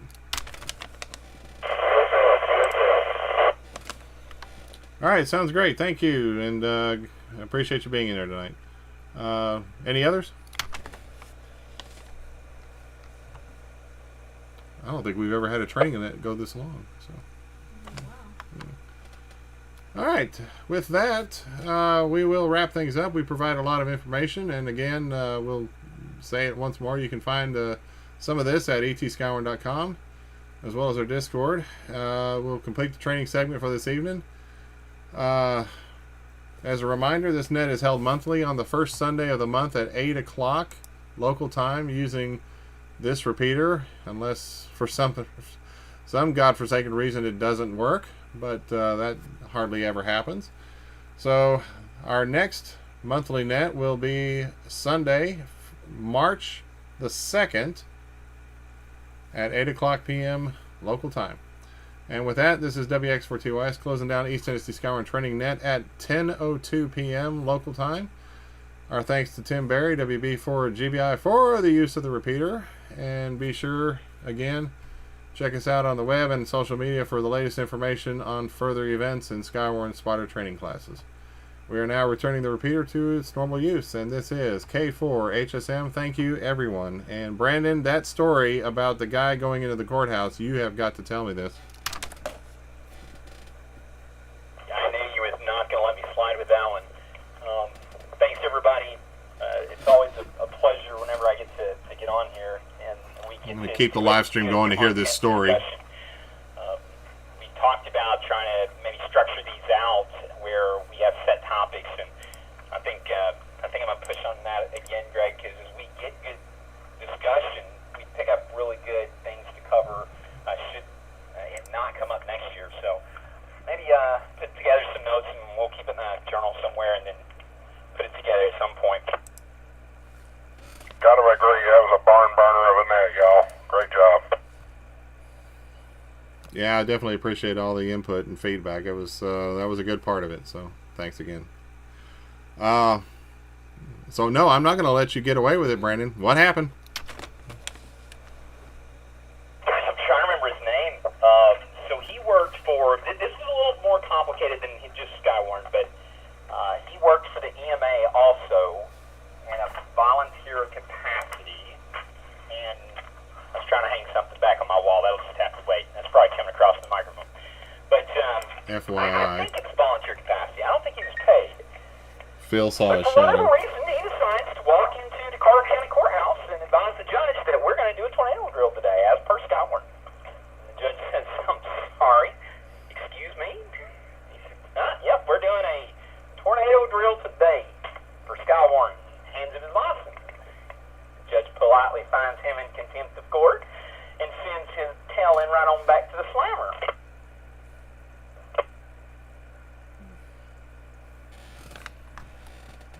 What was he thinking? Well, put it this way, it ended his official spotter certification and his designation as a county coordinator for that county. And Jerry, I'm trying to think of his last name right now. It's, man, I'm drawing a blank on it, but I'll tell you, one of the best friends that I had, other than Ellen and John, but Jerry was real close to me, and Carl A4RU, I thought who was chiming in earlier, that was about half my crew. So it's good to hear District 7 represented at least by one tonight.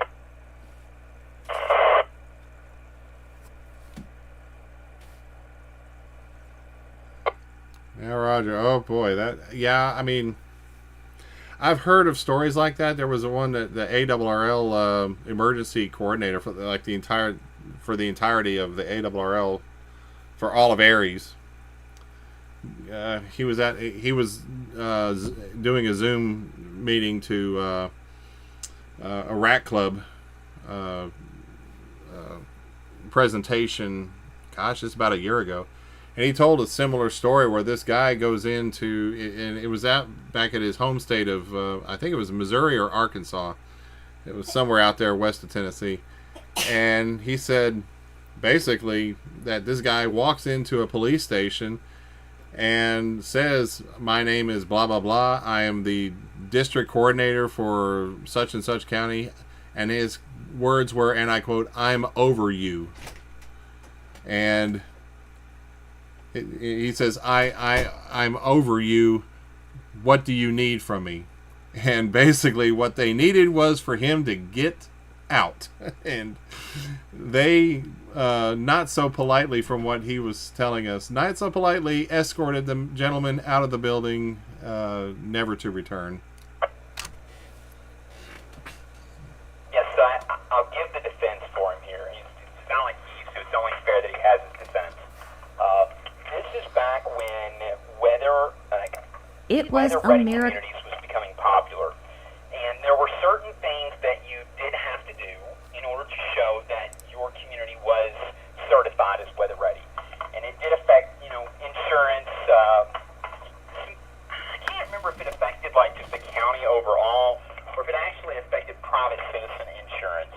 And I know that program still goes on, but there was a misunderstanding between him and the Weather Service as to who's supposed to coordinate those things and what authority that he had. So he thought he had it, and he walked into a county courthouse and shut court down for the day. And well, the judge didn't like that too much, so I think all in all it wound up costing about $2,000. WB4GBI Repeater. Oh boy, yeah, that's what does Ron White say? You can't fix stupid. So anyway, but I mean, yeah, obviously had the best of intentions, but apparently that did not play so well. I'm sure it sounded great in his head. I forgot to mention this on the net, and we did have a discussion about this a couple of months ago, a previous training net. But Punxsutawney Phil did see his shadow, so they're going to get 6 more weeks of bad weather apparently. But Ken was telling me on a text message that Chattanooga Chuck and Buckeye Chuck did not see their shadows, so we may be spared from Mother Nature's wrath for the next 6 weeks. I don't think Mother Nature is too concerning when it comes to winter now that we've experienced Helene. I think we'll take the snow any day. Let it just pile up, melt away on its own at a slow pace where we can control the weather. Well, there's another one. I was reading the article in Channel 6, and Beauregard Lee is the Punxsutawney Phil of Georgia, and he's got a 70% accuracy as opposed to Punxsutawney Phil's 30% accuracy. And Georgia's General Beauregard Lee saw his shadow, so we may be in for a doozy. So anyway, well, we'll know in 6 weeks whether or not they were accurate or not. But I did a net a couple of months ago. I think it was back in December. I want to say November, December, where it just basically debunked a lot of weather myths, and or at least tried to.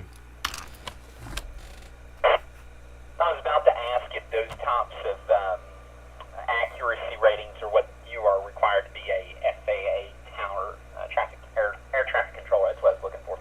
Too soon. And with that, I'm going to sign off. You guys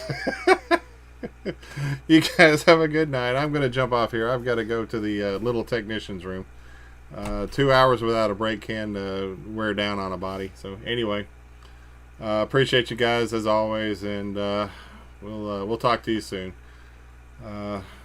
7-3s, everyone. WX4TYS. Oh, no. K4HSM. Net's already over. Before you go, Greg, I left you a nice little treat there in the log. Oh, boy. I better go check it out. I am still live streaming, by the way. Turn that off before you go to the bathroom. KG4QWI. 7-3 guys, be safe, be blessed as always, and we will talk to you further down the log. It is time for me to step away and go eat dinner that was ready 15 minutes before the original net start time. I'm in a little trouble, maybe. We'll see. It all works out. KG4QWI. Thanks, everybody. Y'all are great. KQ4DIJ. Have a great night.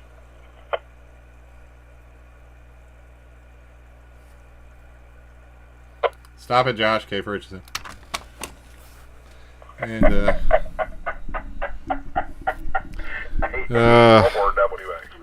this is a very yeah. I'm still live streaming here. I'm gonna shut it off here in a second. This is a very inside joke, so don't know if I will elaborate, but okay, back to me. I'll put this out here. Thanks everyone for watching. I don't know how many. I wasn't able to check the stats or anything, but Eagle and Spaz and God knows who else is in there. Baby Catcher. Yeah, thank you. Appreciate you guys for watching us, and tell your friends about us, and we'll check you in on the on our log there if we haven't already checked you in on the net. But yeah, my personal feelings on this. This is personal feelings here. My own personal. This proposed bill in Oklahoma, I think that's going down a dark path. So I think it's going down the wrong path. They have the best of intentions, but the best of intentions don't always work out for the best of the community. So it's got noble intentions to work to try and reduce the yahoos that go out there to try and do these things for whatever reason. There was a wreck with 2 storm chasers. I can't remember if it was last year or the year prior, but there were 2 storm chasers. One was coming on a road this way, and another was coming a intersection that way, and they hit each other at this intersection because one of them did not stop. One of them there was supposed to be a stop sign, but they were blowing right through it, and they hit some storm chasers going in the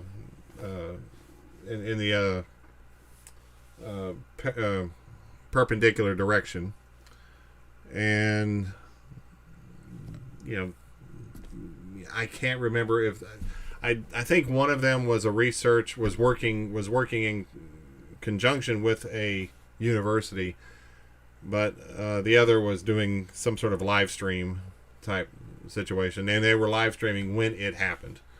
And I don't think any of them survived. I think all 3 of them died.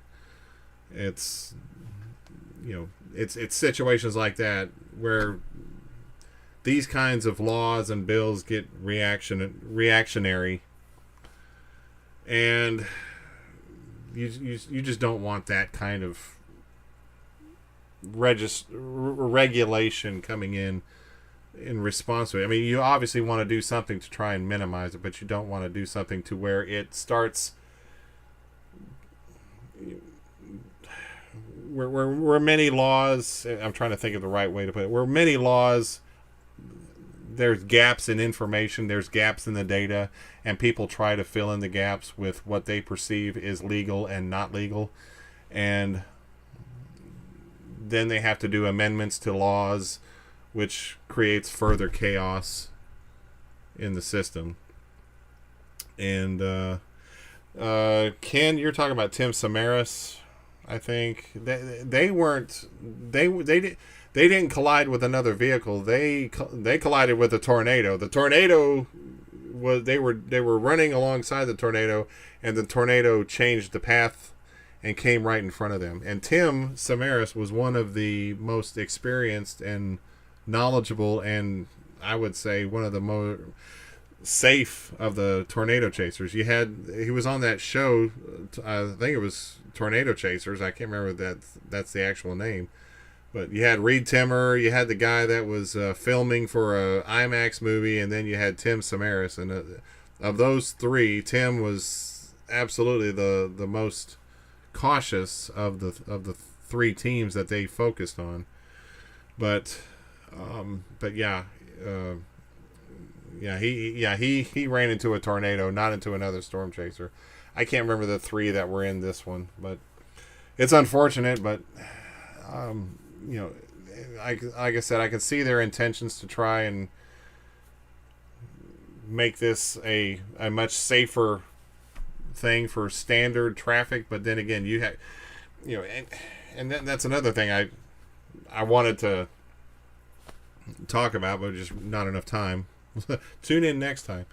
But some of these storm chasers out there with these wraps on their car that make it look like they're part of some big team. They've got all these exciting graphics, and it looks like it's cool, and we're doing stuff that's adrenaline pumping, and it just glamorizes what is, in my opinion, very dangerous activity that only researchers with experience should be doing, or people that are cautious enough to know not to to put others at risk. When you've got some of these people out there that are just, there are people that are live streaming on YouTube that are very safe, I would say more often than not. Sometimes they go really, really fast. They floor it. You can see their speedometers going above 80 in a 65 zone or a 40 mile an hour zone, and they think that they have their amber lights on, that they can supersede the speed limits, among other things, among other rules. I've seen them blow by red lights and stop signs too. I think that's a bad precedent as well. So where do you draw the line? That's a good discussion probably for next time. Anyway, thanks everybody for watching, for tuning into the net, for sticking around. Hope you'll tune in again next time. Again, that is March the 2nd. That's on a Sunday night, 8 o'clock, and we'll hope to see you then. 7-3.